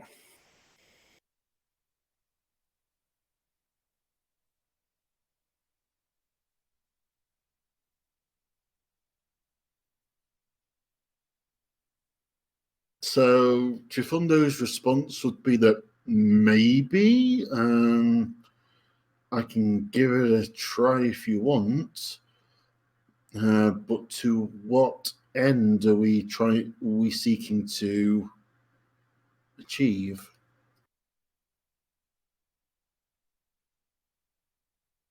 I suppose a non-violent way of dealing with it.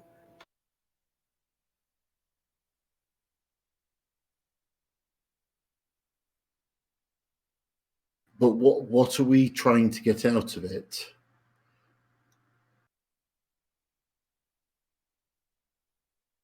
I mean, ascertain, what if it's friendly or not, and then what it wants. Like, figure out if we can, help it, I guess.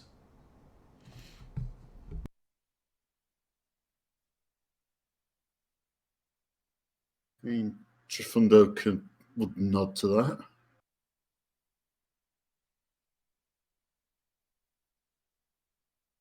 I mean, I just don't want someone to show up here at the camp and get mauled and eaten. And at the same time, I want to make sure it's, not unhappy in the state it's in.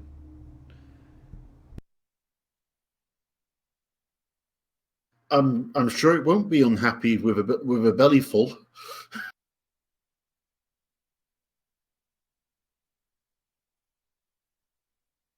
Sorry. Boo.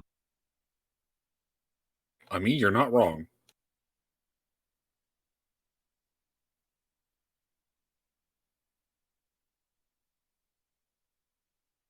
I can give that a try if you want.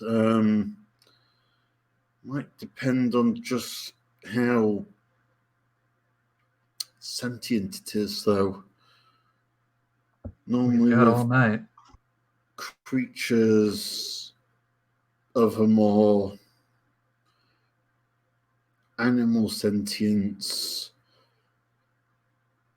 it tends to be more impressions and ideas that I get from them rather than a concrete thought.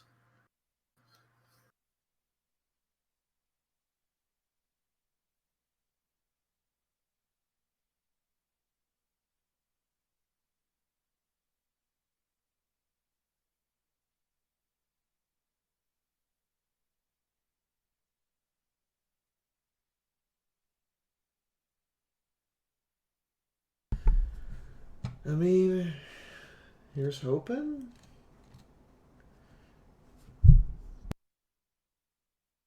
All right. That said, Mythic. Well, if we are, if are y'all going to go ahead and do that, or are we going to try that in the morning? I think perhaps try that in the morning when we're ready to deal with it if it reacts angrily. All right, I didn't know if I needed to set myself up this evening or if I had some time to mentally prepare myself. And with that, he's gonna wander off toward the lake with the suitcase and his myriad of bladed weapons for polish and looking over the suitcase and the blueprints for the sword that he had found back at the facility. Mythic Blade, wandering Cutco salesman. Ha! All right. give me. You're going to be looking over the document, looking over the blade pieces, or just essentially just working with them by the lake. All the pieces. It's just a blueprint, right? Or is there actual like prototype pieces inside the suitcase? So okay, repeat that again because I apparently did not hear you correctly the first time. All right, so the suitcase full of the blueprints that he had found for his. Yeah. Okay, that thing. Right. Sorry, thing. I mean, if you want to like throw in actual sword pieces, No, then sorry, I could do that too. I thought you were taking a briefcase full of fucking knives to the lakeshore, and you were just, playing with them, sharpening them while you were reading documents, and I'm like, I guess that is a thing you can do. I'm not going to stop you from using it from poor man's eldritch knives. I mean, I could do that too. Mostly, it's just taking all of his knives. You got to give him a nice polish, oiling, sharpening, whatever it is, while he's poring over the notes. He definitely has the magic potency for floating out swords and doing everything all at once. Just kind of see what he got, because he hasn't had the proper chance to sit down and look at that yet. All right, give me an arcane magic roll just to make sure you can properly rarity this. Why do I have a feeling now that if Mythic ever hangs up a poster, he's going to use knives to stick it up to the wall, not thumbtacks? Gabby, what else am I going to do with over? How many bayonets do I have? Like 5, 6? That reminds me of an ex of mine.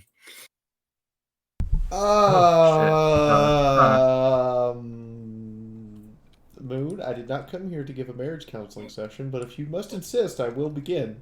What? Oh, no. I just mean that she used to hang things from our walls with knives. That's actually... She just had so many of them. Huh, good to know. Anyways,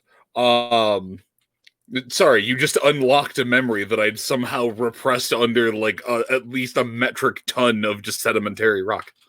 I am so sorry. It's fine. Don't worry about it. Also, the Yu-Gi-Oh discussion is still going on in chat. I'm not sorry for starting that. Yu-Gi-Oh was a very important part of my childhood.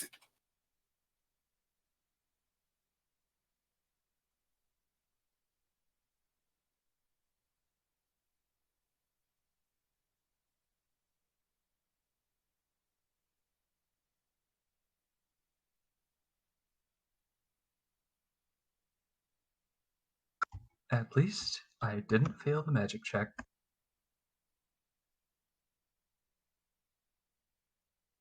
Okay. Sorry about that. Something was going on with Vital's computer, and I thought the screen was just about to explode, but... Oh, no, that is a minor emergency. You're happy to take your time. So, percussive maintenance wasn't required? Nope, percussive maintenance was not required. I just happened to look over at the incorrect time while the screen was just in a transitionary process. I just thought the screen was about to explode. Can we stop calling it percussive maintenance and just call it the Russian method? Great. Now I'm thinking of my favorite scene in Armageddon. Oh, yes! Russian maintenance. That's the only good scene in that film. I don't want to be on this planet anymore! It starts up, thank you! Yeah, It's now it it's one more fixed. time. No. The best part was that he faked it. The best line was, American components, Russian components, all made in Taiwan. Yeah! No, it is Russian space station, American space shuttle, both made in Taiwan.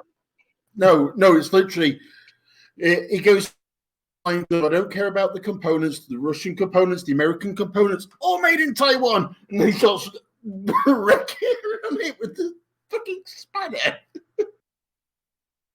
Yeah, young Moon saw that at a very informative age, and now I've just learned that the best method for making technology work is threatening it with a hammer. This is why I am really bad with computers. Alright.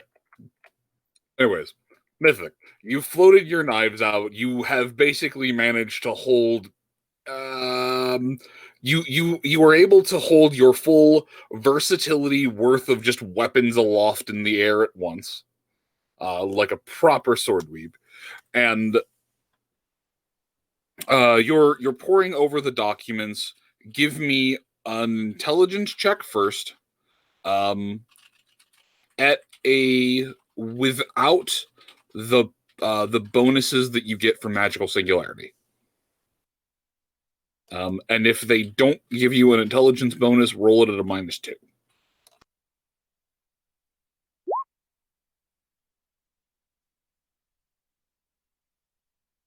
Okay.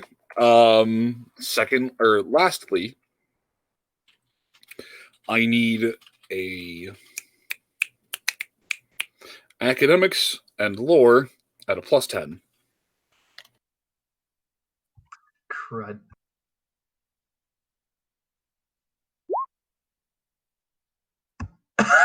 Excuse me? Do you need a minute? Okay. No, I'm fine. Yeah, sure, all right. We'll pass the academics and lore, but heaven forbid I should pass a melee check twice in a row. Thanks, Roll20. Thanks.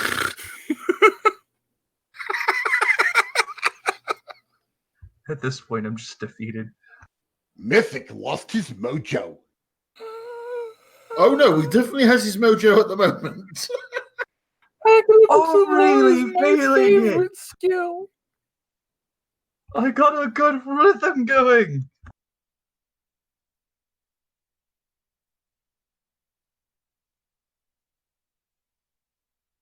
God, I get this He's having fun with us tonight. I get this distinct impression that Mythic is the one character you'd actually want to have at the local bar for trivia night, because while he might not know a ton of stuff, he knows an intimately too much detail about one specific thing. No, it's just like he's the guy that acts like he didn't pay attention in class and doesn't know anything, and then like the instant something really like niche or really specific comes up, he knows everything about that topic.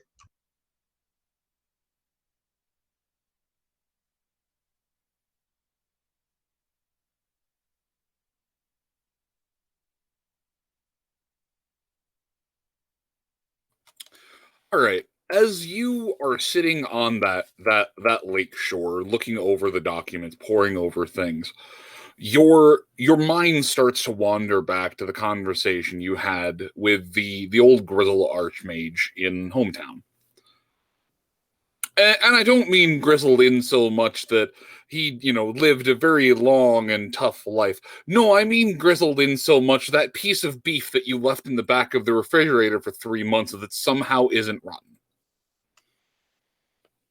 Ah, yes, the gnarled old archmage.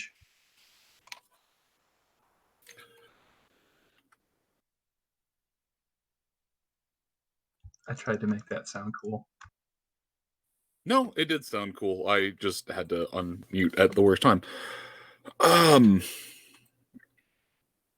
words come back to you. The tales of a blade held together with nothing more than the caster's will and the individual pieces of steel that a skill unicorn could shift an edge out and essentially turn a near hit or a near miss into a beautiful hit, or deflect a swing that should have left them for dead on the battlefield. And the documents that you have in front of you seem to kind of reflect on that. It was production schematics for I'd have to double check the exact wording, but I believe for oh god damn it.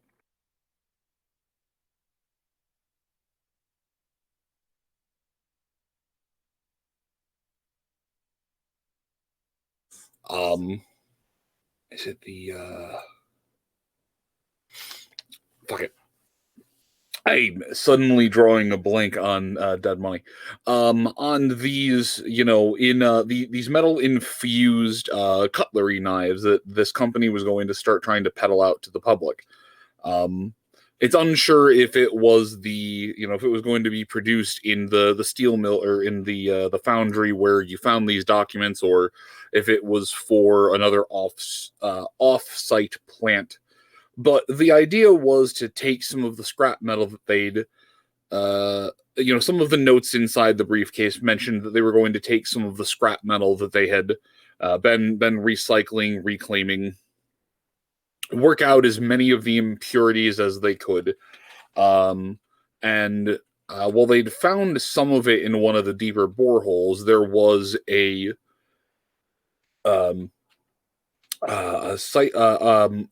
metallurgical deposit that had interesting reactions when exposed to just raw unicorn magic. It seemed to almost work in a capacitive charge, similarly to the same way that Arcanatech would work, but just in a more natural and wild state. And the idea was that these knives would be great for even the most unskilled of unicorn casters. It'd be something they could practice with, something that the middling house unicorn would be able to do proper dishes with. And it was almost being billed around as basically a pampered chef knife, for lack of a better term. But given the knowledge that you've gotten from the old Archmage, along with your own knowledge of just years of swordsmanship and some of the details and the names on here, you have a pretty good idea that if this trail goes cold, you have an idea of how to recreate these weapons. Those sound like Ponai weapons. 2 and 2 together. If the trail goes cold, or if I do find the sword and just want one of my own, I could probably take these schematics, go to the crystal forge that Sunrise and them were talking about, and I could probably forge something out of this.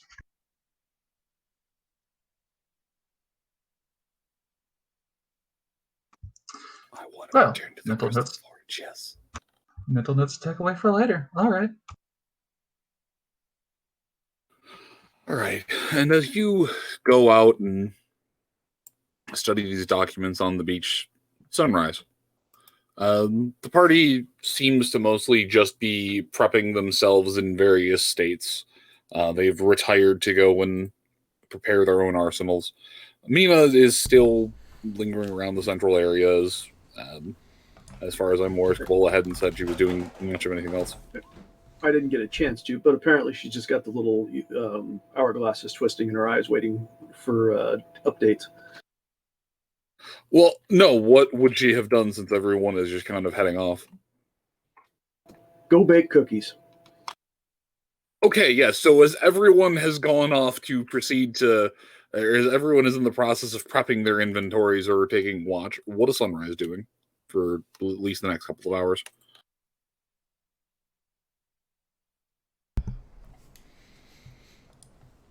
Preparing an intricate layer of landmines around their camp.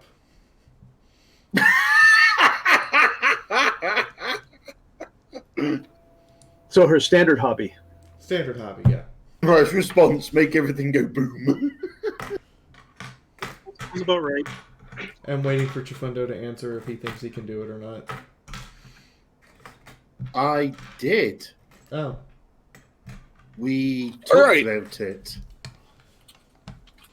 You would just avoid. It's fine. All right. So are you arranging them in the standard random array, or are you going with the Nautilus pattern tonight?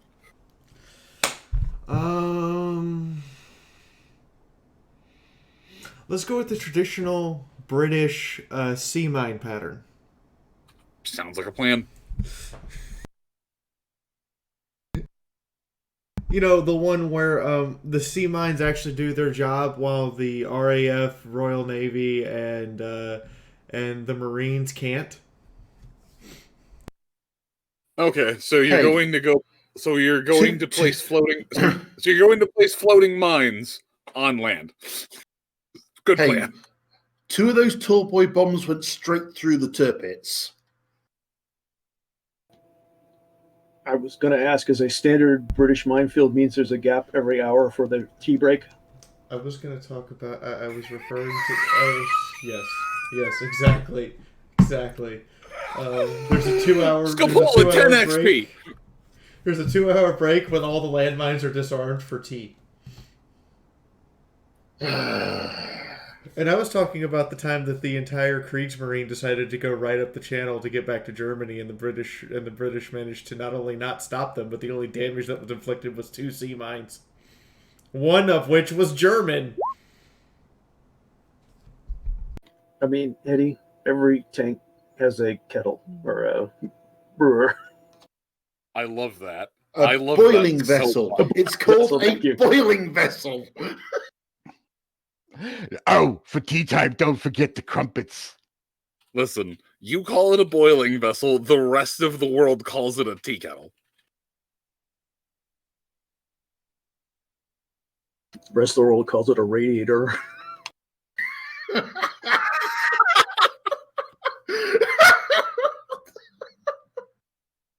And he's dead. And this is the hilarity that I come back to. No. You must understand, comrades. In Russia, that is called the Distillery. They have to add a few more parts to it.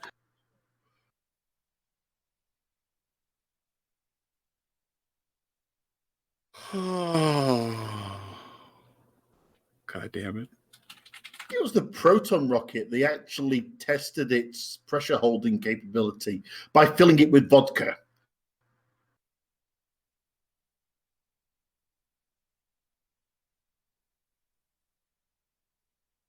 I would very much like to perform the forbidden keg stand.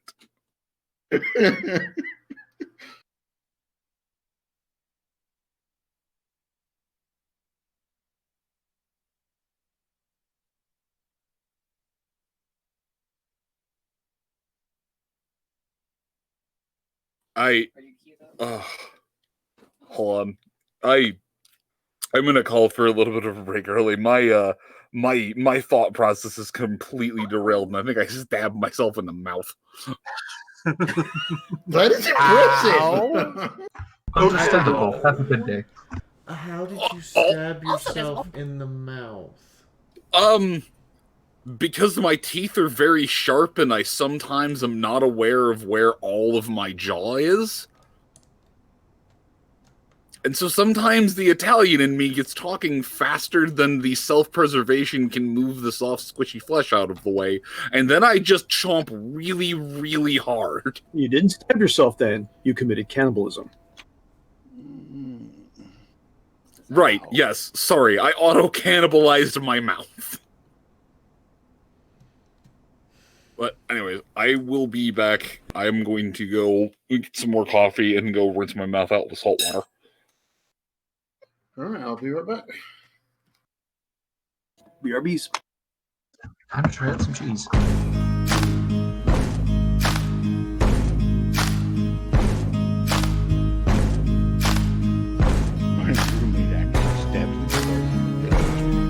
can run on for a long time. Run on for a long time. Run on for a long time. You know the angel's gonna cut you down. Sooner or later she'll cut you down. Go tell that lion you're a traitor. Go and tell that evil raider. Tell the shambler, the gambler, the bit biter. Tell him the angel's Oh, by the way, I got down. Tell him the angel's gonna cut him down. Shows the actual Challenger boiling vessel. Well, my goodness gracious, let me tell you the news. My man's been wet with the morning dew. I've been down Yeah, it on wasn't bended just knee, used talking for to the man from stable 43. She spoke to me. Anything you would want hot water for. I thought I heard the shuffle of the angels' hooves. She called my name and my heart stood still. When she said, "Phony, go and do my will." Go tell that lion, you traitor. Go and tell that evil raider. Nah, because they live in Tell a the desert, shambler, the gambler, the bit fighter. Tell him the angel's gonna cut him down. Tell him the angel's gonna cut him down. You can run on for a long time. Run on for a long time. Run on for a long time. You know the angel's gonna cut you down. Sooner or later she'll cut you down. You may throw your rock and hide your hand, working in the dark against your fellow man. But sure as selection made day and night, what's down in the dark will be brought to the light. You can run on for a long time. Run on for a long time. Run on for a long time. You know the angel's gonna cut you down. Sooner or later she'll cut you down. Sounds like Go tell that light-eared traitor. Go and tell that evil raider. Tell the shambler, the gambler, the bit biter. Tell him the angel's gonna cut him down. Tell him the angel's gonna cut him down. Tell him the angel's gonna cut him down.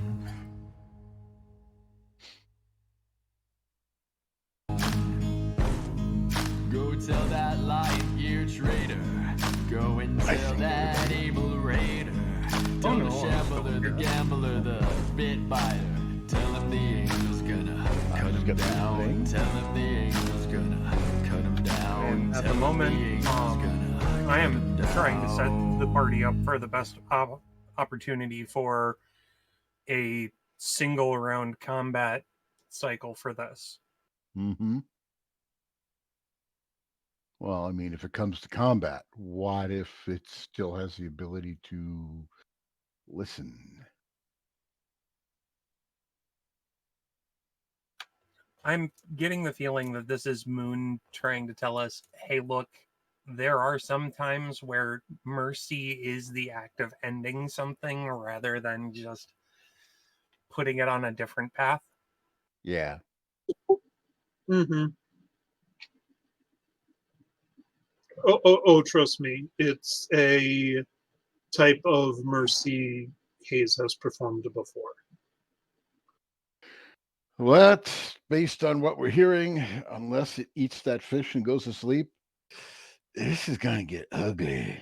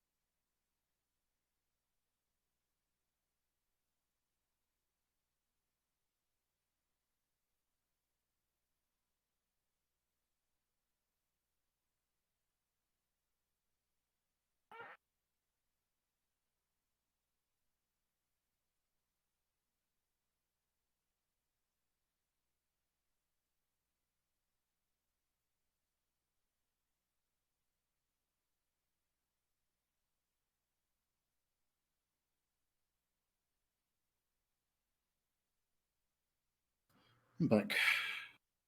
Welcome back. Hey.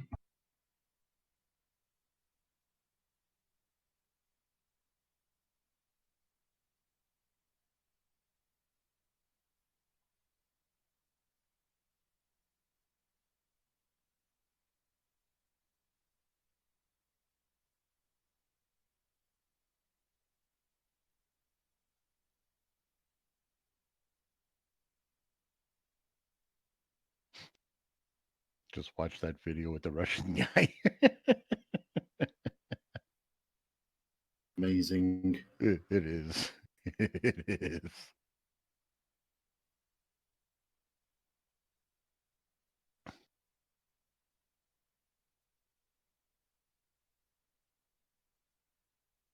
Man, yes. Why do I keep getting the feeling it's the Mythic is getting worked over to be the return of the Poni? The horse samurai.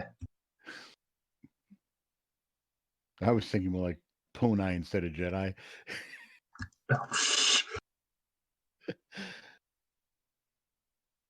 Amazing. Yeah, it was the proton rocket. One of the testers they filled it with vodka. Oh, do I need to make Mythic a lightsaber? Because I'm pretty sure Hayes could make Mythic a lightsaber. I mean, those arcane energy blades exist in the core rules, so. Yes. Yes, you can be a Poni. But be warned, there are some techniques that some folks consider unnatural. Nope. Is it possible to learn this power? Nope, Linzabi, you are not Palpatine. Go back to the corner. I must finish it because he asked the question. Not from a Poni. Damn it, I never got to watch the Star Wars series, but I at least know some of the quotes. You really should catch up on all of them. I mean, you can even buy them at a Wally World if you need to. On the list.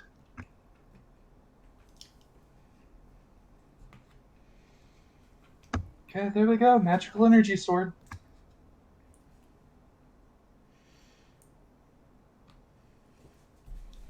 All I have to say is Linzabi owns a musket for home defense. Are you making an old age comment? Yep. Hey, it doesn't have to be registered. No, actually, I would go for the blunderbuss. I'm utterly convinced if someone broke into Linzabi's house, he would go ruffians and pull out a musket and charge them. Stand and deliver! Isn't that supposed to be how I would do it? That sounds more like Eddie. You're British. You're not allowed to own guns. They give you a sword.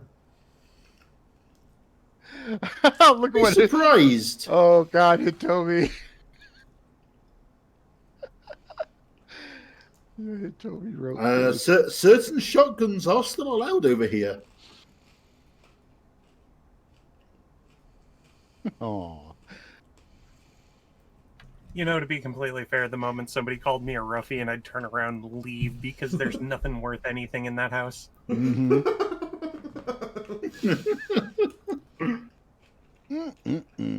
I am back and I have popcorn. Hey, I used to collect Adamant albums back in the 80s. Stand and deliver. Yeah, I love that. Yes. I'm literally imagining the meme of Linzabi like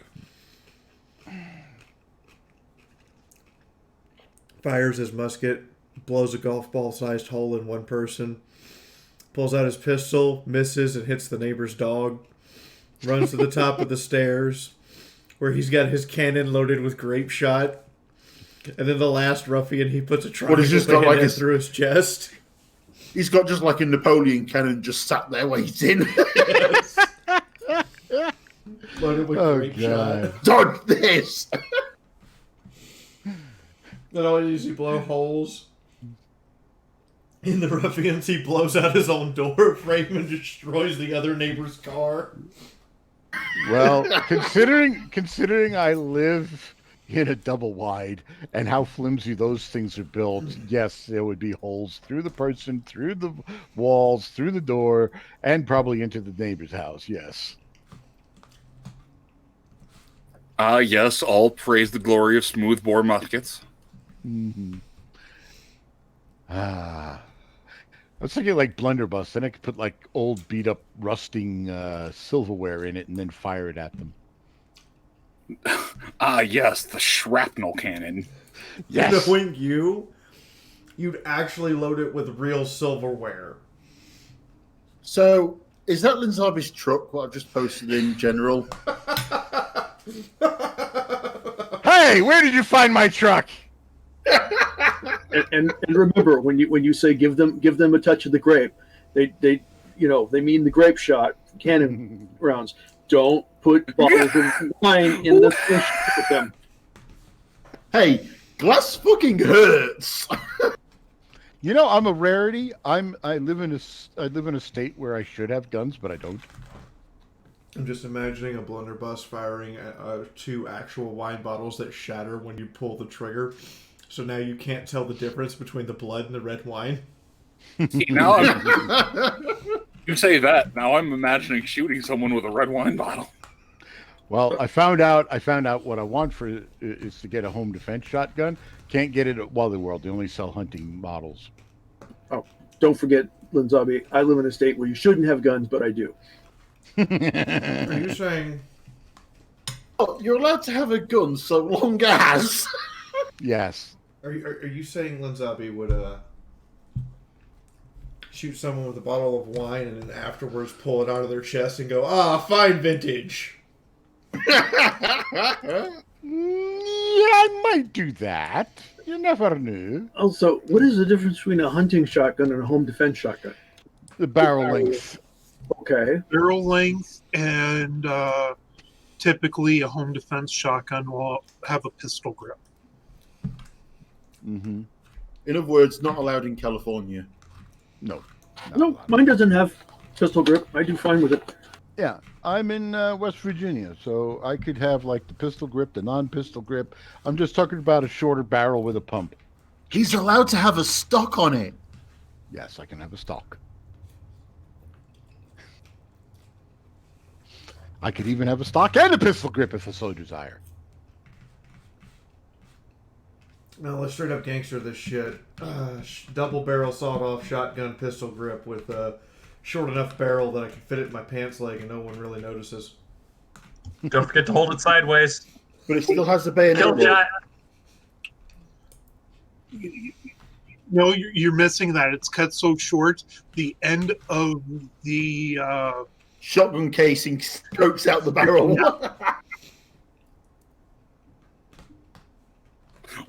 Where we're going, we won't need rifling. Or barrels. Fucking Hetty over here just trying to recreate the goddamn ballistic fist. Well, at least I won't get yelled at for looking down the barrel. There's no barrel to look down. No, the zombie's legitimately that person that, like, has somebody walk up to him with a knife, and he goes, "Well, I guess we better call an ambulance," and then pulls out a double barrel shotgun for you. I have a very simple philosophy, Fee. Never bring a knife to a gunfight. I hope that someday I get to be as much of a badass as the guy who got stabbed and then proceeded to unsheath the knife that was stabbed in him and then stab the attacker. Why? No! Man, literally too angry to die. Oh, God. Oh. God. I have a ballistic fist when you can have a circular saw fist. God, it's just a firing mechanism with a trigger. You just put the shells in and they do the rest. Gun. So, what happens if you decide to load that with 50 cal ammo instead of shotgun shells? Put a pretty damn big hole in somebody. I still say that video you posted, he didn't load those 50 cal rounds normal because you notice he kept cutting away when he was loading them. I mean, that's entirely possible. I don't. If you look at the angle, I don't think they would fit into the gun past the breech. I think he had to literally take the barrel off, put them in the barrel, and put the barrel back on. Well, in that case, they don't even fit in the freaking gun, let alone the breech. I mean, angle-wise, between the angle and the breech itself pulled back. Yeah, I know what you're saying. and I agree with Hitomi. You save the real silverware for when the were sharks show up.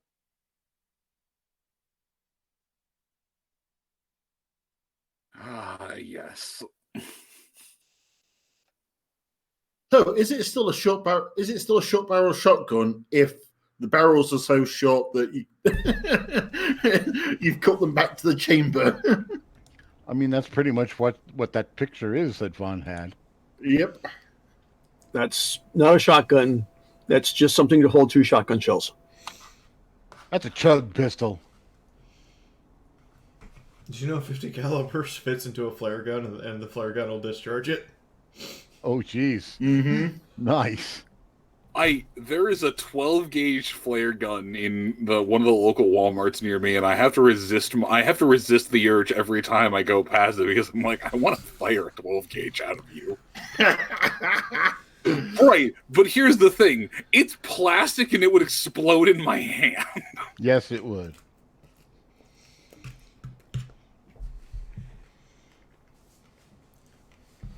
Also, apparently, the key to dealing with a bite wound in your mouth is just to go gargle with Everclear.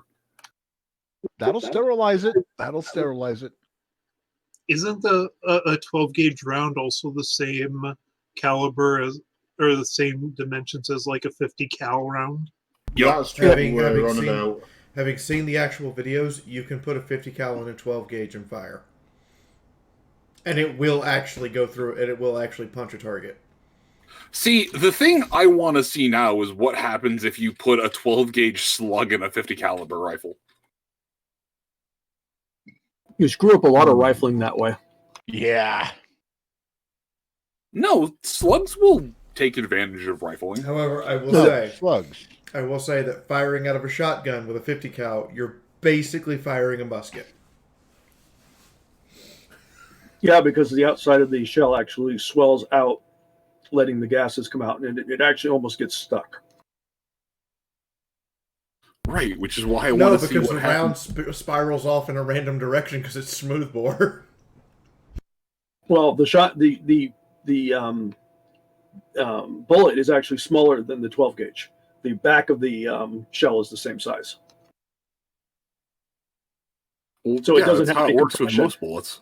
No, the bullets, they cut a groove through the barrel, so they're actually running through the barrel at very tight levels, where the shotgun barrel is straight.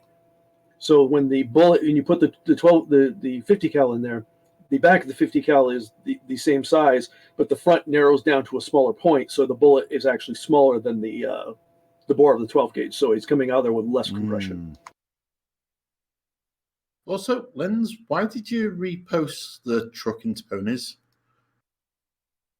Into ponies? Why did I put it in ponies? Yeah, I would. What the hell? So what you're telling me get is rid of that. I was trying to push it into live stream. I guess. So what you're telling me is I shouldn't use the 50 caliber rifle to try and turn a slug into a long distance round, because I will Looney Tunes the barrel. Yes. It will probably do damage to the 50 cal barrel.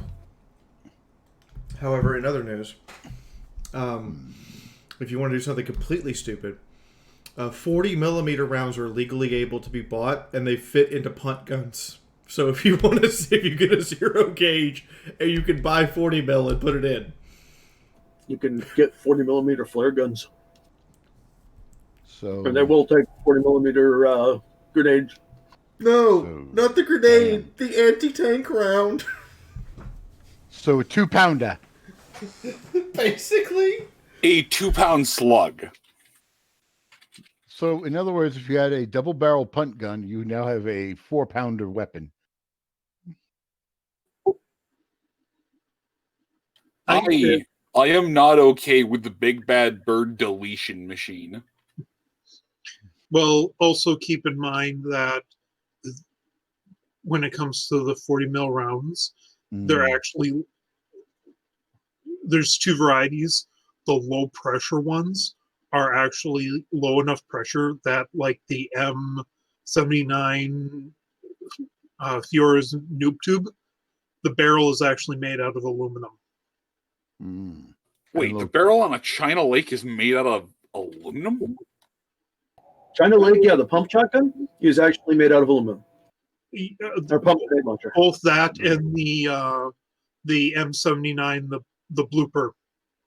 The barrels are aluminum. The breech loader. I mean, yeah, they're not really dealing with a whole bunch of expanding gases, so. Yep. I'm assuming the back. I'm assuming the back plate is steel, though. I'm assuming so. I learned Also- this from Gun Jesus. Yes. Also, on a side note, they actually made a China Lake version that was designed to take the high compression grenades with a steel barrel. They just couldn't. The company couldn't mass produce them because they actually found that they didn't own the rights. I'm good to start, man.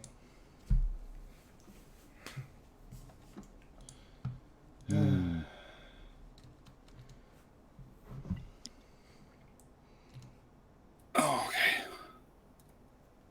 Let's mine go back into place.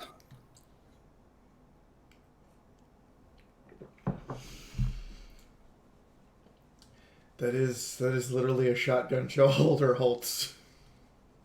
Wow. Yep. It makes me sad. Although I would totally mount the bird murder machine on top of my truck and be the best technical ever. Can I just say that one with the shell sticking out the barrel? What would happen if you fired dragon's breath out of that? That would actually probably be the single most effective gun to use Dragon's Breath rounds out of, because there's no. You literally have an aim and flame, And Dragon Breath rounds actually do damage to the barrel.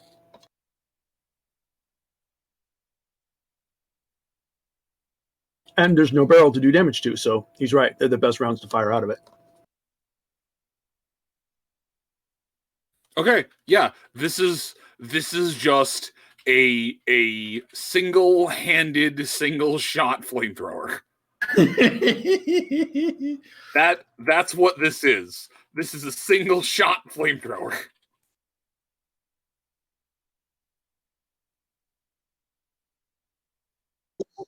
I'm sorry, the cannon on the truck made me have to share this.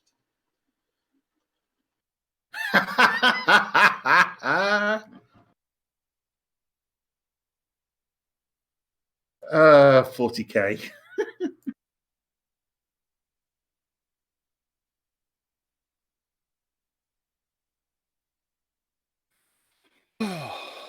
Alrighty. So, attempting to get back on track. Mina, you said you were going off to make cookies? I am going to go make cookies. What kind of cookies? Well, let me just kind of double back around and whatnot. So, by this point, 2 hours has passed. Let me go run through. So, about 2 hours has passed. Mina, whichever you would have been able to get two. I'm gonna need 2 chemistry rolls, but you would have been able to prep and make 2 full batches. Hayes, you got your bullets. Nyota, you were able to make the assorted smoke bombs and whatnot. And Chifundo, as you were making your rounds back and forth, everything seemed pretty calm. There was definitely something that appeared to be just a momentary disturbance on the water. As if something very quietly breached the surface of the lake a ways out. But judging from the distance and how large the part of it that breached, well, give me an int check real quick.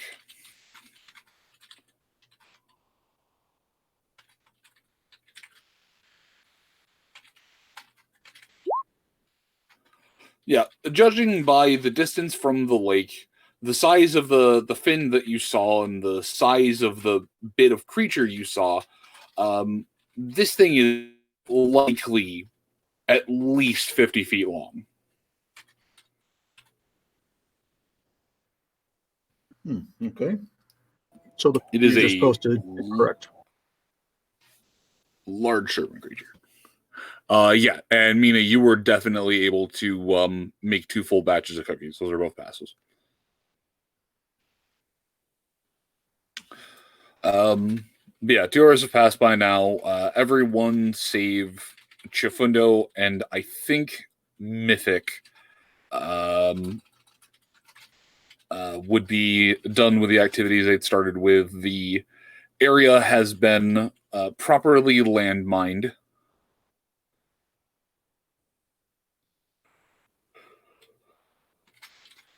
It's it is properly dark now. The sun has set. There's some trace lighting from the stars and the moonlight in the sky, but it's mostly obscured by clouds. There's the campfire in the center is doing well to provide some good illumination, and some of the cabins or some of the shelter areas actually have a little bit of an internal light source. It's not a lot, and it's not really anything you'd be able to tap for power, but it's enough that you aren't fumbling around in the dark.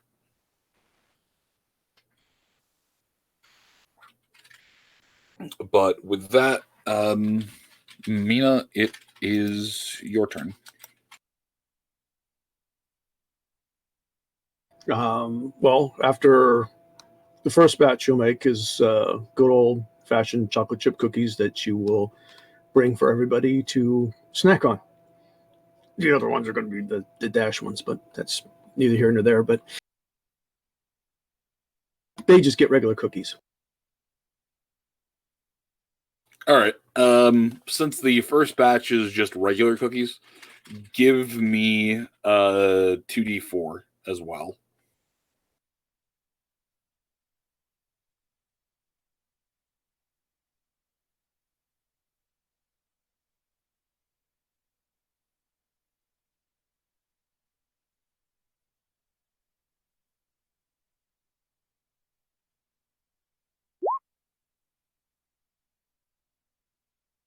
All right. By the time you're done, by the time you've finished the haze of dough creation, and everything's baked, and you've managed to dispatch the burned, taste-tested cookies, you end up with 6 dozen chocolate chip cookies. Excellent. All right, everyone. I got cookies. So I'll make everybody as for the dash ones, it'll just make the normal 6. It's fine.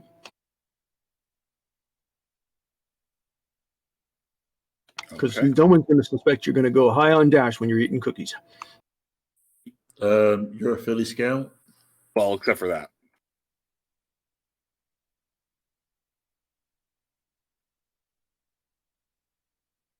Although, for the most part, people are like, oh no, she's grabbing an inhaler, or oh no, she's got a syringe. But rarely are you ever going to hear the raider go, oh god, she's got a brownie bar! Until you realize that the brownie bar is probably the more lethal weapon of all of those. I mean, yes, the learned raiders are going to see some kind of snack cake and go, it's fiddle faddle, everyone take cover!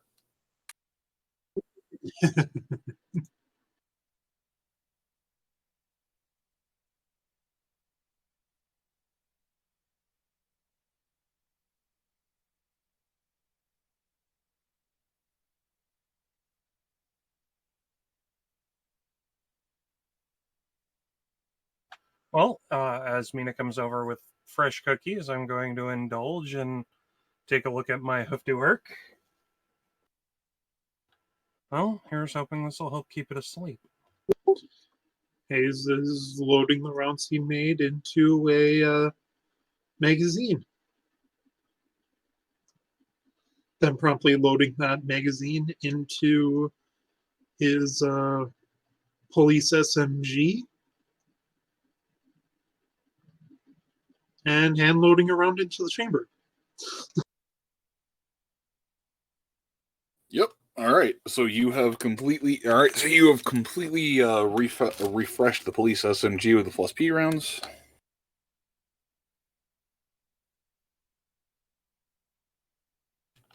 All right, Nyota, you're grabbing a cookie and you're just taking a moment to examine and finalize the fish, get everything packed up. Yep.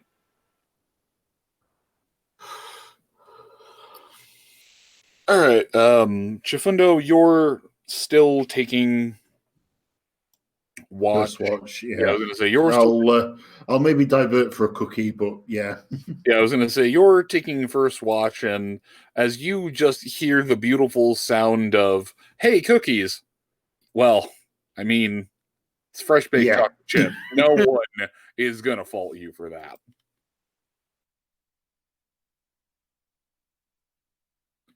Meanwhile, as you turn around, no less than 14 dragons just 5-eye right out of line.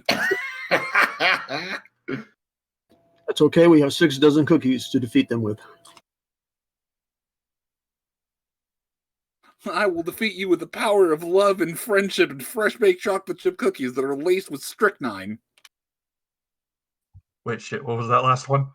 Nothing. Fresh baked chocolate chip cookies?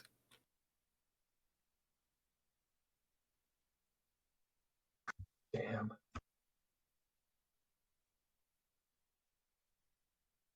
All right.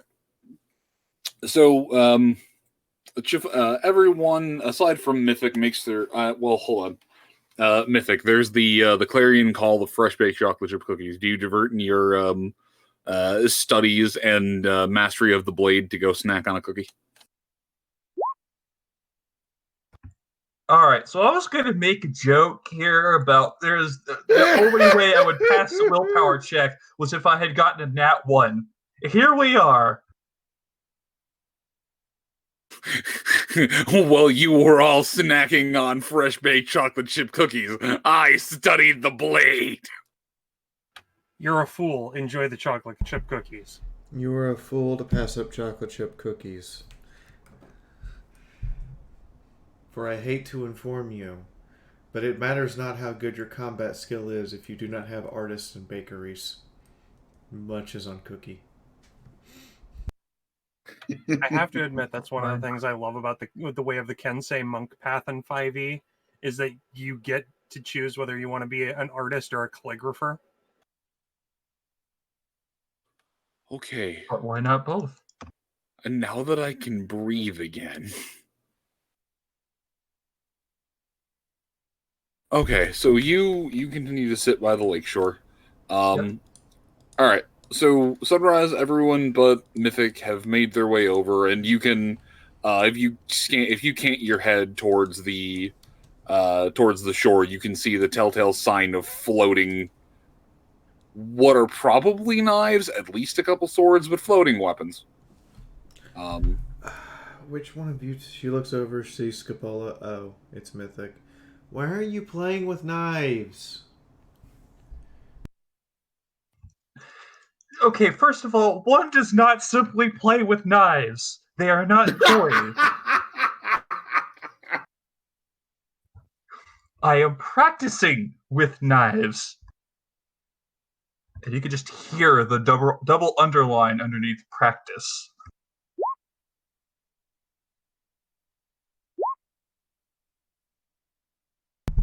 Sure. You're still playing with knives in the dark.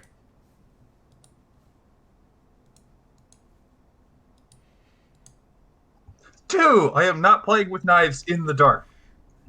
I have a light spell.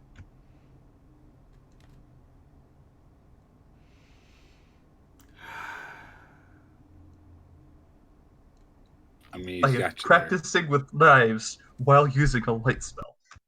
In very clear, with a very, very clear source of light. The words have escaped my brain right as I was trying to make that joke.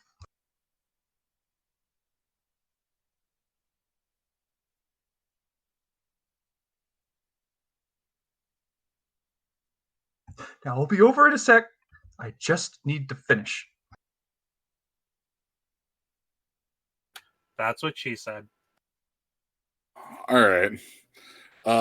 Aside from the knife juggler in the dark, who's not really in the dark, everyone is basically front and center, helping themselves to the tray of fresh baked cookies. Hayes has loaded his SMG. There is fish that has been drugged. Chifundo is probably speaking in rhyme. Wait a minute. No, Scapola no. made cookies. Chifundo does not speak with a mouthful. Good point. Sorry. Yes, Mina? Mina made cookies without drugs, but Nyota made fish with drugs. The backwards Truly, world. How throws it over. What a twist! Yeah, that is. Yeah, Mythic passed a willpower save. 2021 has already just turned the world on its head. Yep. Yeah, Mythic passed. Oh wow. No, Welcome to Mythic didn't 2021, just ladies pass and a gentlemen. willpower save. Mythic critically succeeded a willpower save and critically succeeded a knowledge and friggin' More in academics. God. In knives. God, when you'll learn information from the incredibly weeby anime or from the incredibly weeby manga. Ladies and gentlemen, might I invite you into a brand new world of strangeness? I invite you to the Twilight Zone. Yeah, it's just 2021.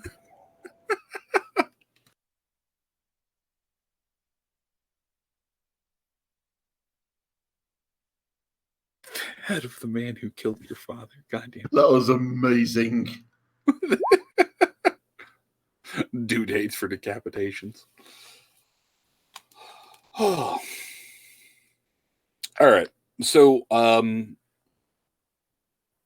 does the group want to continue resting and preparing for the rest of the night and tackle this at first light? Or are the lot of you, I'm just clarifying because I'm assuming we're basically going to time skip.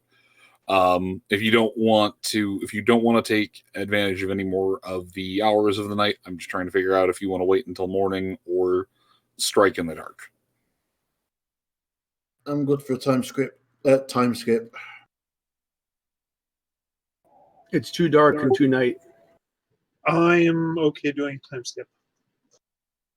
It's too dark and too night, says the one that's got Luna's freaking loophole. I mean, I could solve one of those problems. Give me some time on the second one. But yes, I'm also down with time skip. Which he will eventually come back from his doings on the dock, assuming nothing extraordinary happens around the lake. Or, he doesn't just step on a landmine and pass out after that. I mean, you do have a history with landmines. I have a history with landmines. That wasn't even all that long ago. Or was it? It was the ambush, weren't it? Yeah. That was all the way at session, 2 for me? Session 2, session 3? A little bit later.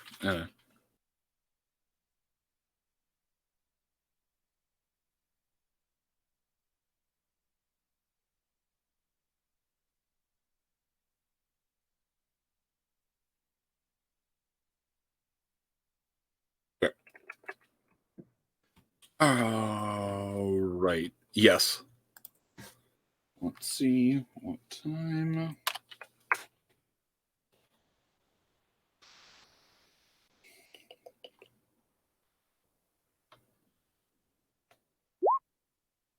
Fantastic. All right. So that puts Chifundo back on watch for the night. Is anyone else going to take watch throughout the evening, or are a lot of you actually going to try and sleep and get some rest? I volunteer as tribute. I sleep and get rest, and then Hayes, what is that? I sleep and get rest, but get up in the morning, so I take the third watch. Hayes, make me in it. Hayes, when was the last time you slept? I don't know. Okay, Hayes, make me an endurance check.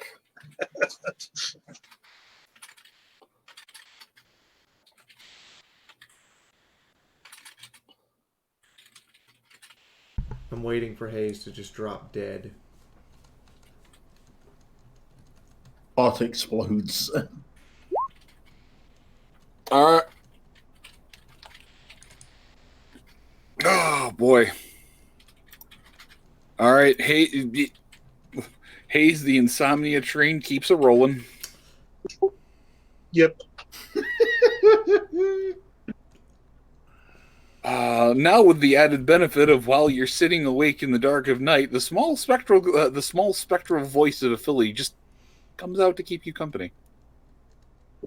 Oh, that's nice. I mean, that's probably how he does it. He just keeps talking to her and doesn't realize the time going by. And I'm betting she probably helps him keep watch. Oh, absolutely.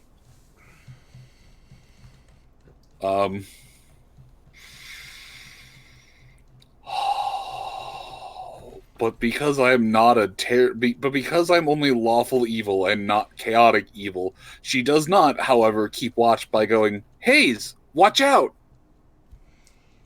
No, she goes, Hayes, hey, listen. God. Hayes, listen. Hayes, listen. Hayes, listen. Yeah, no. I like I said, lawful evil, not chaotic evil. No. That I'm okay with her doing that to him religiously. Listen, you signed up for Wild Wasteland. He did not. I get yelled at for not sleeping by a lot of people. A little payback would be nice. Oh no. Throughout the entire time, it's just, hey, you should probably go to sleep. You've been awake for a while. But, she's a spirit, so she can't physically make the horse sleep. There was that one time. Well, okay, let's just... So Hayes has nightmares, but Hayes is also a light sleeper. So when he gets woken up in the night because of his nightmares, he's not able to get back to sleep, which is why he has all night. Which is why he has all night long. This is a part in his build.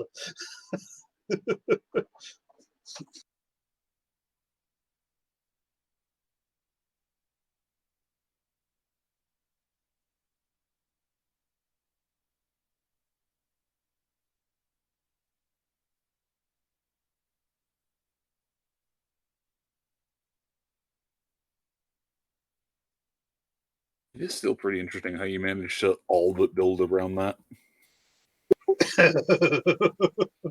But yes, so you make it through most of the night. I assume at some point in time you probably pass out for about 20 minutes and then wake back up and just like, oh, I am refreshed. This was wonderful. What a great nap. I'm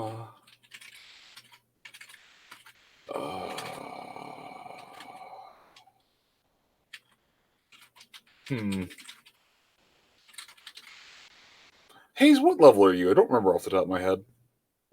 He is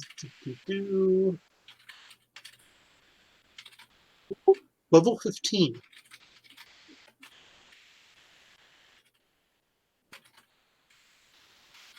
Let me know when you level up. We'll have a fun conversation. Oh joy. No. It's the good kind of fun conversation. Not the fun conversation where your supervisor looks to you and says, hey, let's go have a conversation in that back room. Don't mind the fact that the side channel is called The Office. Oh. Okay then.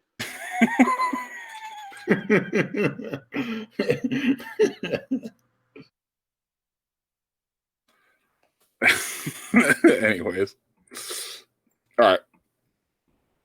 Yep. So morning comes. Scopolamina, ironically, is going first. So Scopolamina, we can start this off with you waking up and getting everything ready. Holy shit. This actually lines up for once. Yeah, we wake up and we start making breakfast.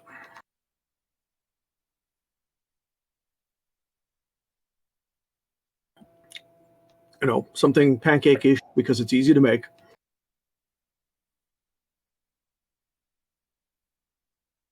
And bacon because everybody likes Okay, bacon. are you going to just use your own setup, or are you going to explore around at all for any supplies they might have? Or would you have explored around at all for any supplies they might have had? I mean, if there's supplies around here, I would have been.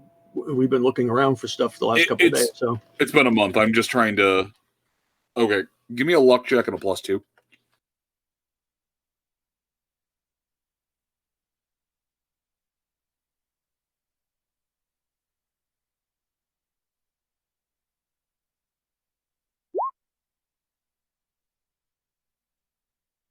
All right.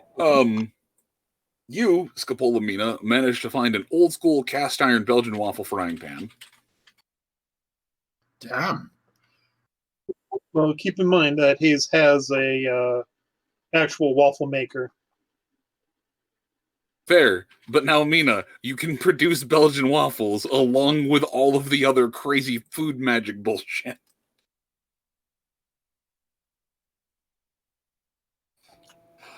Great. On an unrelated note, that frying pan can also be used as a weapon.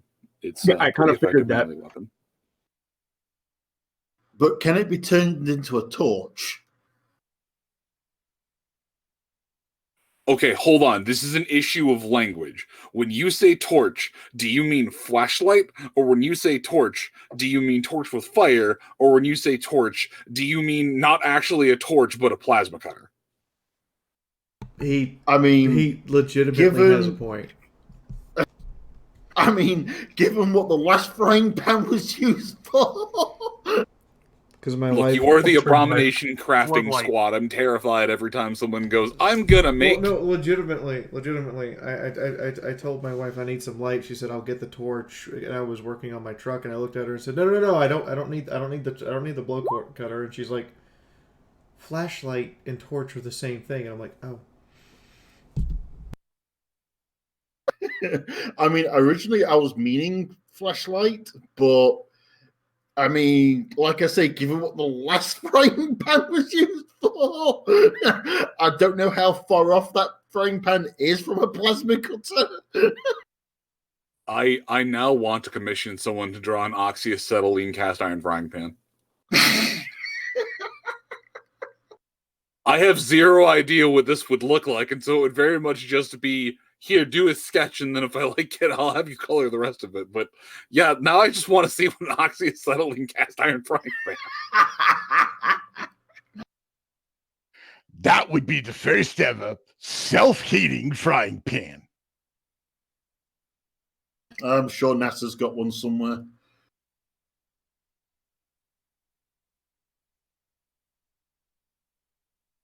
Why does that frying pan have an argon tank? That's for me to know and you to find out. This is just a reminder that NASA men have to wear catheters for when they're in their spacesuits, but in order to fix the problem with their egos, they relabeled the sizes to large, enormous, and nice instead of small, medium, and large. That's amazing. Oh, yeah, because everyone kept grabbing the large size catheter and they kept having issues. Because oh, right, I completely forgot about that.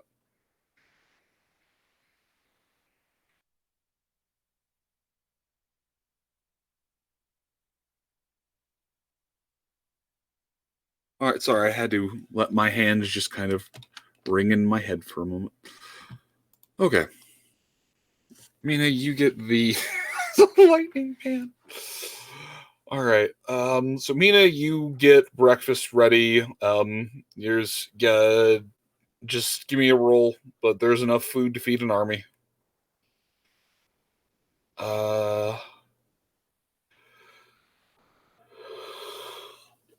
Hayes.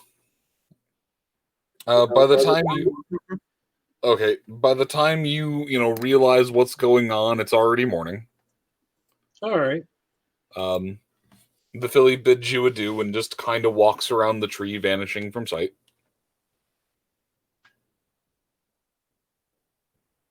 Or round the corner, depending on where you are.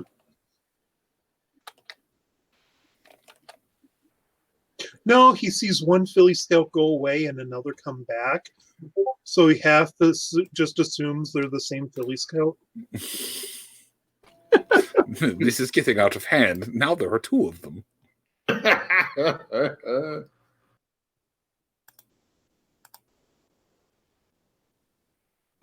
No. You're just seeing double.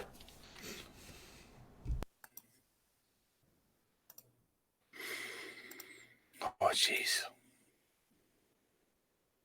Alright. Alright, so Mina comes over, would get you some food. And Hazel will go over to help.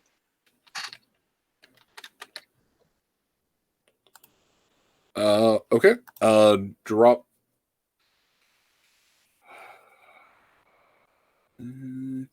Alright. I guess either just give me another. Not repair. God, not repair. Yeah. Survival. Just to.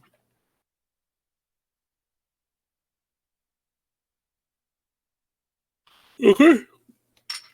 Do you help cook the food faster?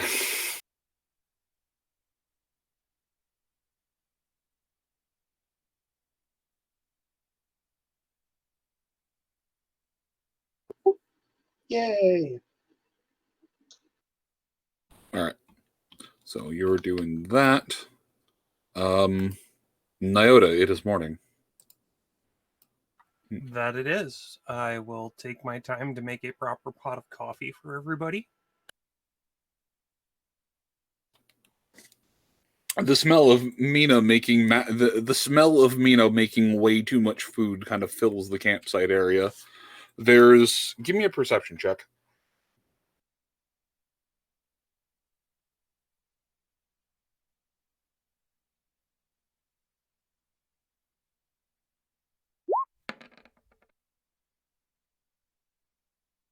Fail by 1.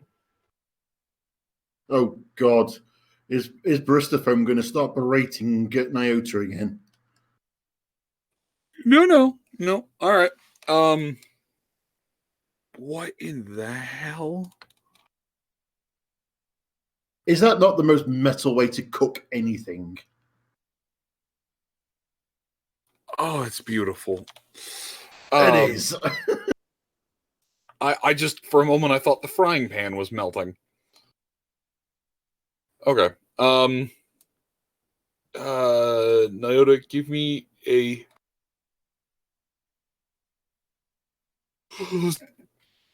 chemistry roll or survival roll.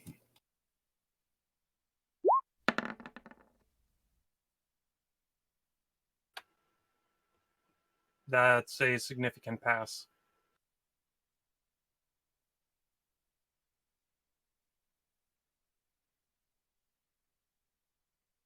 All right. There's as you're going about preparing the beans, grinding things down, getting the water boiling, you just have the sensation that there's this disapproving scowl that just smirks ever so slightly, nodding its head sagely in approval, just out of line of sight. So it's disapproving and approving at the same time. No, it's a disapproving that slowly goes to approving as you continue to not fuck up.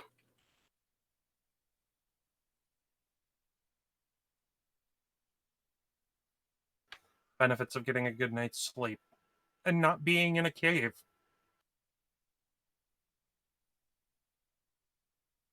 But yes, your ministrations and techniques and proper brewing and whatnot of the beans have made spiritual coffee-based Gordon Ramsay just nod sagely.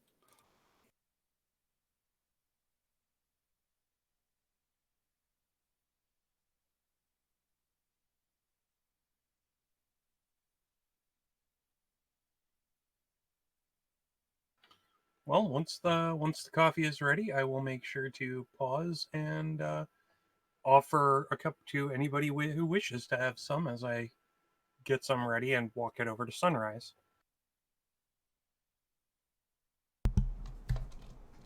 Has anyone ever seen, like, the girl who wakes up 2 hours late and her hair looks like a rat slept in it?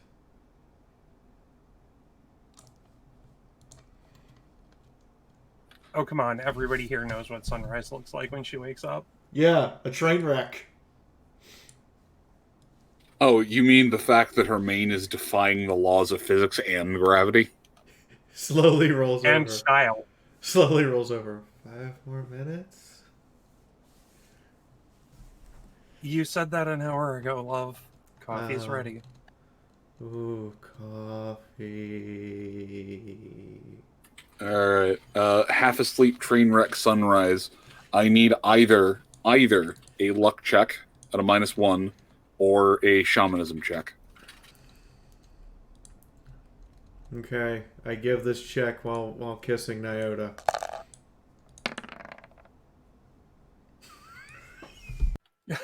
Nice. Okay. As you were staggering your way out of bed, a pillow that was kind of Bethesda'd into your mane kind of works its way out and just flops off to the side.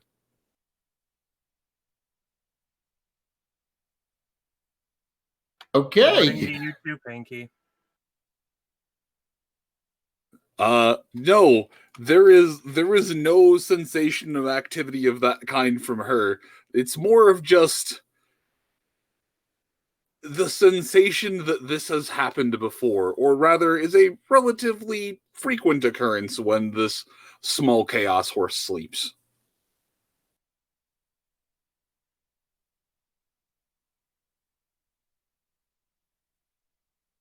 Sunrise will down the entire first cup of coffee like it's not even there.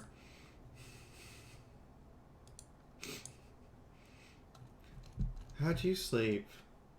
I feel like I've been hit by a truck. Or Big Mac. Actually, I'm not sure. Does Big Mac classified a truck? I mean, could always be a Big Mac truck. I was just going to say Big Mac pulling a wagon. I mean, considering we've been roughing it the last couple of days, I slept about as well as can be expected.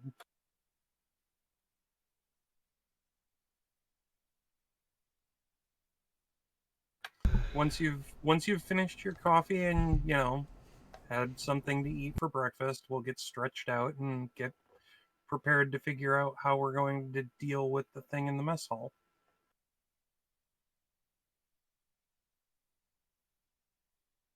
Okay. I'm gonna go fix my mane.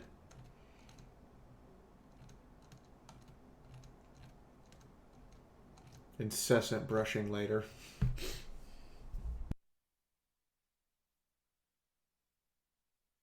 All right. After a small amount of time, you manage to properly correct and corral the mane. It fights you every step of the way until it realizes this is a losing battle and then just lays in place out of exhaustion and not fear, but coercion. Why do I feel that she has to make a hand-to-hand roll? It's resigned. Resignation, yes. It lies in place out of defeat and resignation. And it's the same word.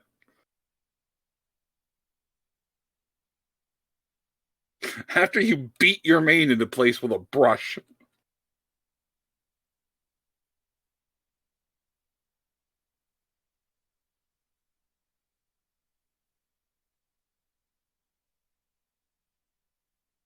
All right. So Sunrise will be able to act on her round Chifundo. There is after a moment the starting smell of coffee being prepared, the slowly garnering approval of an incredibly bitter spirit. the sounds of Mina and Hayes making more food than can ever be eaten in a single day. But around situation normal. and around you, on top of that, there is a small sensation of tranquility in the air.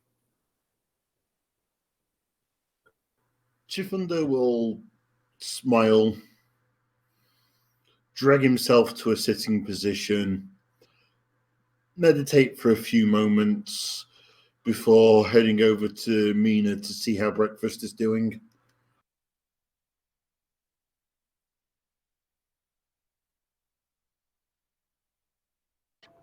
Well, there's plenty of. Have yourself a good meal. And how'd you sleep, Mina?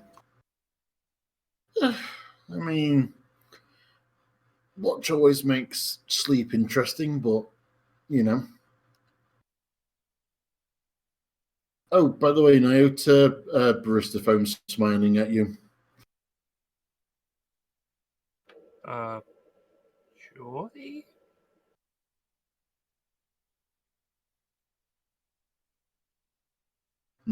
Chifunder will take his plate of food and sit down and start eating.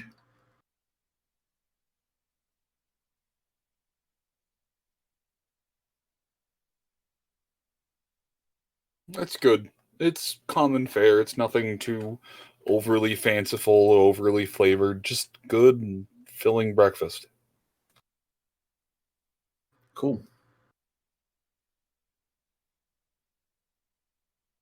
So yeah, we'll sit down and eat, and once he's finished eating, he'll set up he'll set his rifle up, looking at the door into the mess hall ready, preferably from a safe distance, or what he thinks is a safe distance.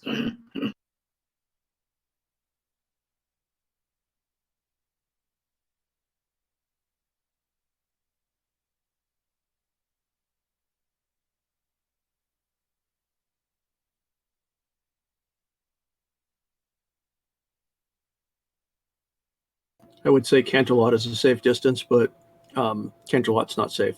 No. Nah. All right. I don't know. Safer. Mythic, did you attempt to actually sleep at some point in time, or did you just fall asleep in a pile of blades?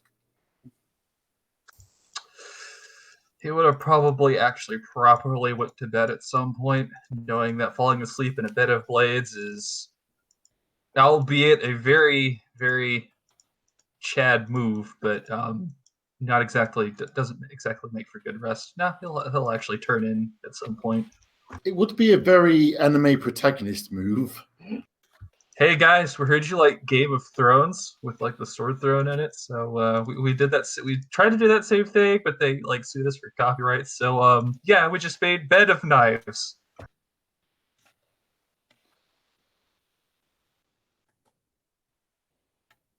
I mean, a bed is suitable for the company you're keeping.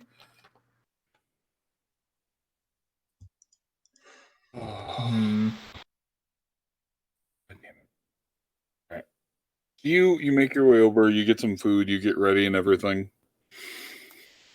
Oh yeah, get up, usual stretches, go over, and just kind of wait for breakfast and coffee to be ready, helping wherever it may need to be helped. All right. It doesn't take long before. I mean, breakfast is ready about the time you get over there, and it doesn't take much longer for the coffee to be prepped. And before long, after sunrise manages to get, a plate of food in her as well. It's about 9:30. Everyone is, everyone's awake. Everyone's conscious. The sun isn't shining, mind you, but the sun is high enough in the sky that, while the campfire is nice, it is very much, Arrhenius.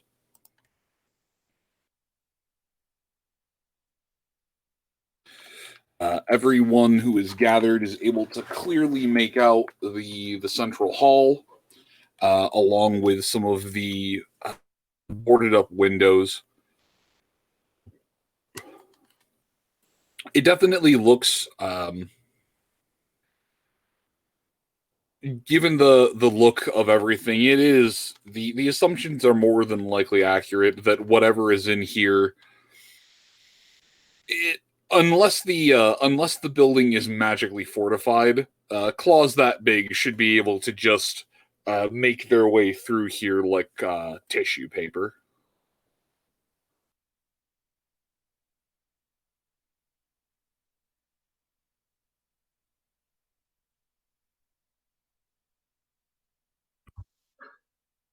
Well, I trust everyone has slept well. Yeah, slept well enough. Yeah. So, go ahead. Oh, I was just going to say, I slept fine. Just leery about what we're going to do this morning, but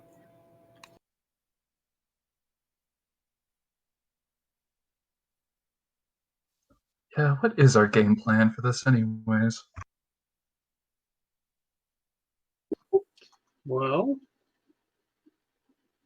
I would say blow a hole in the side of the building and go in with fallout.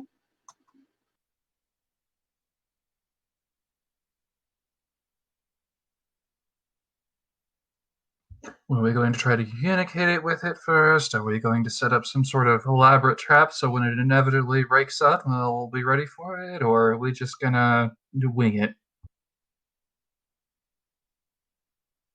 well, we have no Pegasus, but winging it seems to be our rep.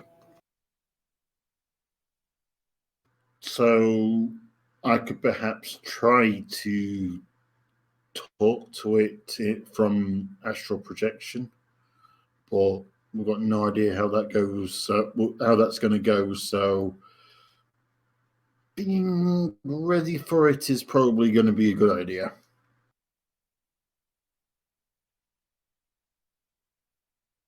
I mean, I just want to say, I hope we don't have another roof-style incident.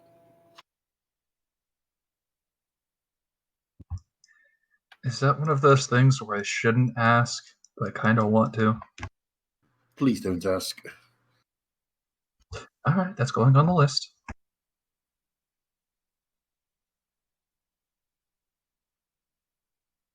All right. So, Chifundo, you are going to try and astral project into the building again? Yeah, but I think let everybody else have a chance to set themselves up.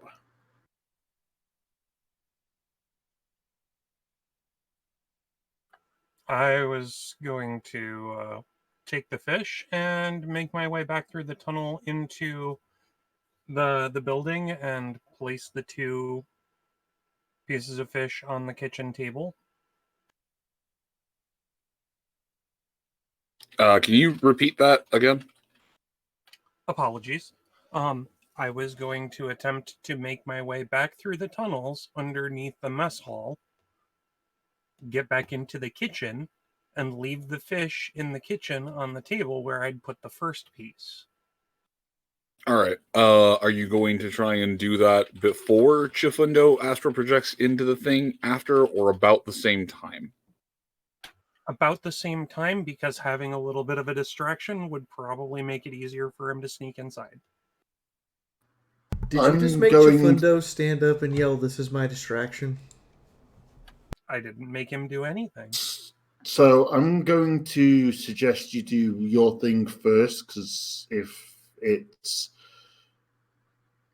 wary of things, then it's probably not going to eat for a while. All right. Then real quick, Nyota, give me a stealth check. You already know the way in there, so you don't have to re-navigate it. I just need a stealth check and a luck check, or an int check.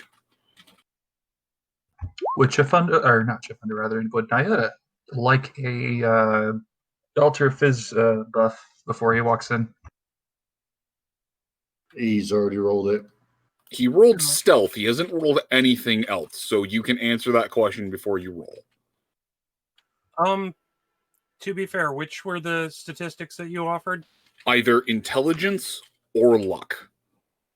Considering they both would roll the same, honestly, I appreciate the offer, but I would say save your strain. Yep, very well. And I'm going to go with intelligence. Which was a good choice. Okay.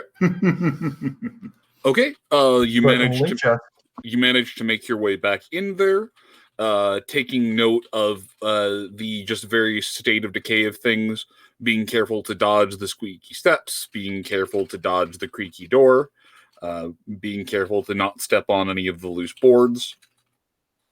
You are able to get in, essentially just place the 2 pieces of dried fish on the counter, and make your way back out. If you wish to do anything else in there, it'll be another stealth check, but getting in and getting out is, at this point in time, a fairly straightforward task. Nope, that was it. I wanted to set it up so that if Chifundo woke up the creature, he could potentially lead it to the fish and knock it out for the remainder of the day. Okay. All right, then. Chifundo, give me a shamanism check to get yourself spiritually grounded and pop out of your body.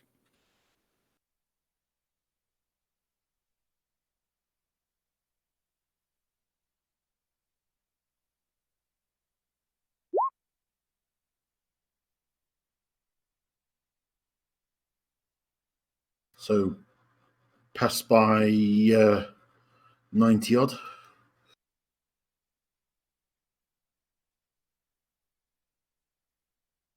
Wow, okay. Yep. You just kind of step out of your body. Okay, so the first thing I do is I'll look at the building. There are... give me a perception check. Remember, you do not have your racial penalty at the moment.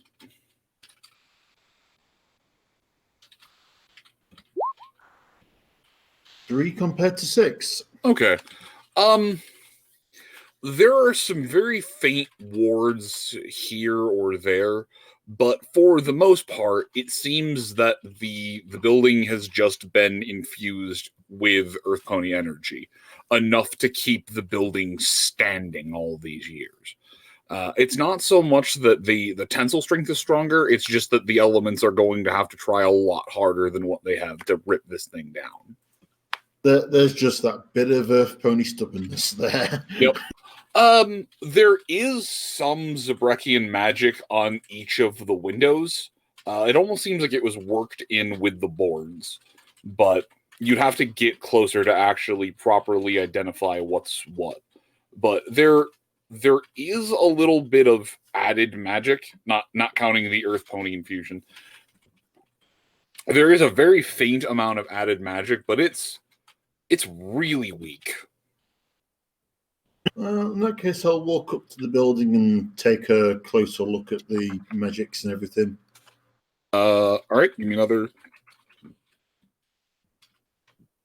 shamanism check, please.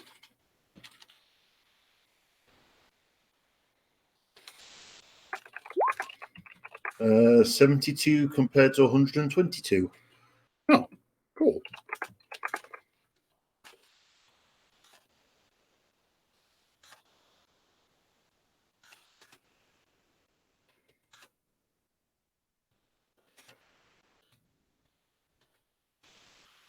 All right. It's hard to tell exactly where one specific type of glyph stops and another glyph starts. The craftsmanship is crude, and that is fishing for a compliment. It's more than likely that these were Full's first ward, but even then, they still seem to mostly do the trick. They're holding poorly, but they are holding. Okay. If anything, it reminds you a little bit of some of the wards that they had at the roof. although these are of much, much inferior construction.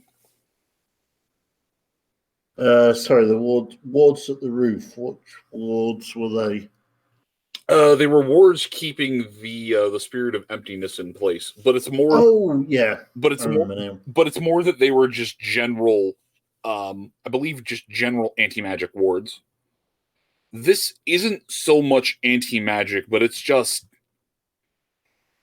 It's more specific with a cruder construction. Exactly. It seems keyed to just directly inside this thing. And give me actually that's 5 degrees, that's enough. And more than likely, this is part of the reason that you had so much trouble navigating around while you were inside the building.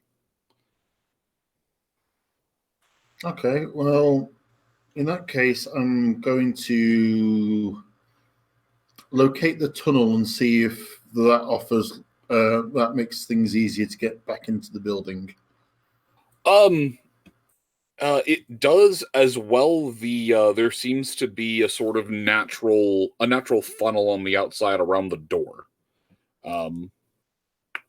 It has a couple of reinforcements over it, but it's not as heavily. But aside from that, yeah, getting in and around through the tunnel, it does seem to have created a natural funnel in and out. Okay, so yeah, I'll go into the building and look around and see if I can see our target or our friend, depending on how you want to look at it. See if I can locate it. Give me another perception check.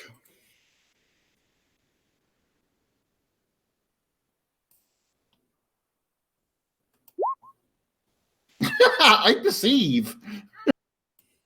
Oh my god, okay. It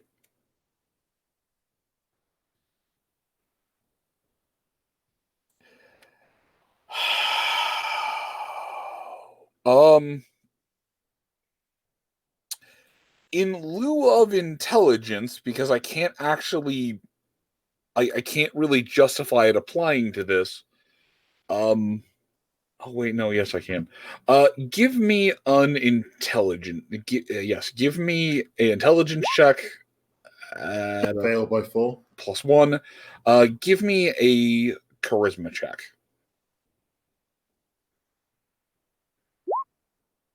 Yep. Not 1. That's what I should have asked you for in the first place. Okay.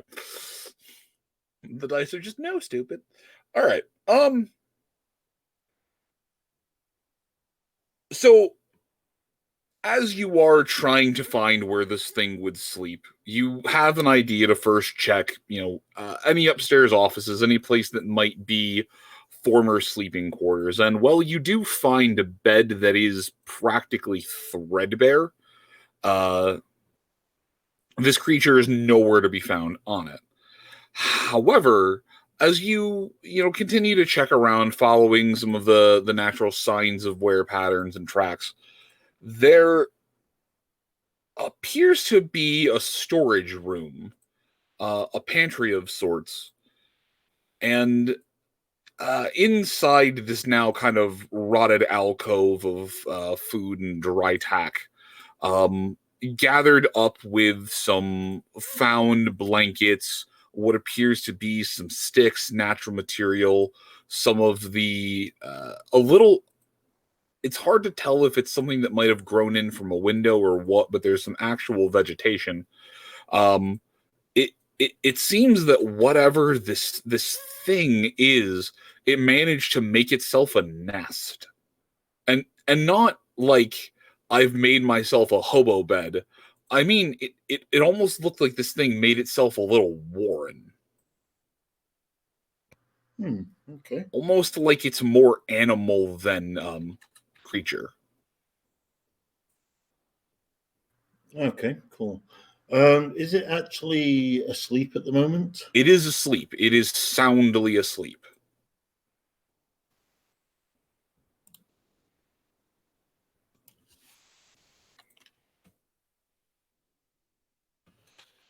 Chfunda will stand there and think for a minute and then actually return back outside.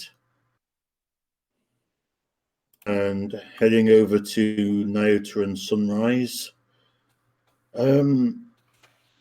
It's actually asleep at the minute. What do we want to do? Do you want me to wake it, or do we leave it where it is for now? Well, that thought. Before anyone gets a chance to answer, that's where I'm going to end it. Yeah, okay.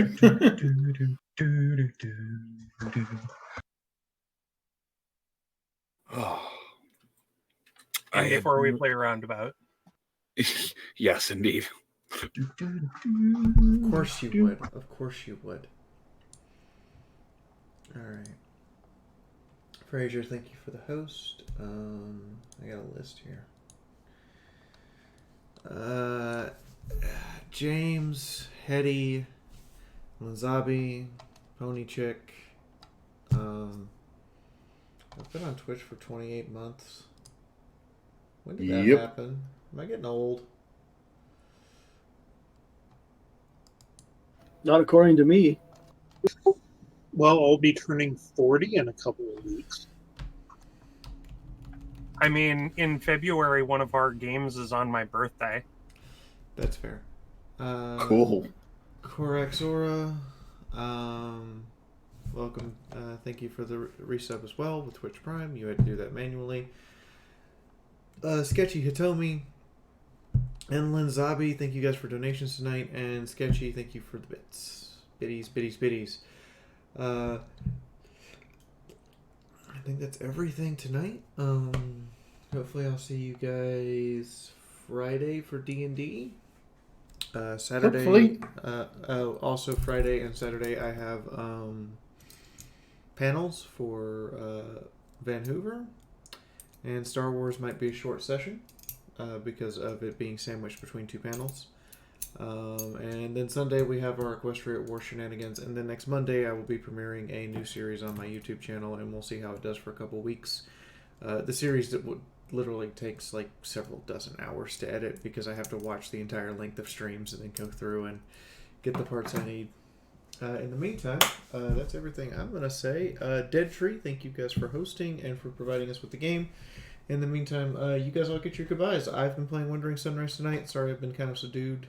It's been a subdued day. I'm Avarna. I play Medicinal Haze. And good night. And yeah, don't let the world weigh you down.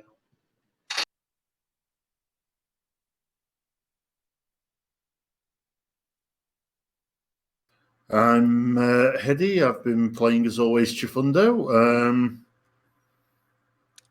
Yeah, bit of an interesting one. I'm Von Holtz. I play Scopolamina, and I had fun tonight.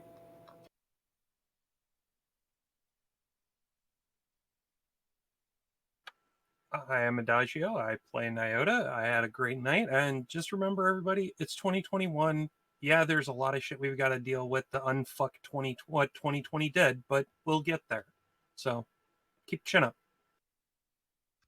My name is That Pony. I play Mythic Blade. Welcome to 2021, folks. Let's make this year better than the last one. And I'm Len Zabi, and I play the voice of Twitty. Everybody's favorite cute, adorable Xenopone. Bum collar. And I am Moonhoof. I have been your GM this evening. Thank you for spending your Wednesday night here. And if you're still and if you have been here the entire time, thank you very much. And hopefully next week will be a little bit more interesting. The weekends when we get back from break are always a little bit slow. Also, final announcement: if you want to be in the Sunrise Around the World video, this is like you need to get the picture to me before you need to get your plushie or scarf picture to me before this weekend because I'm putting that video together on Friday night. So if you want to be in that one for this past year, this is your chance. Now that there's a ton of people who have that opportunity because there weren't any in-person conventions.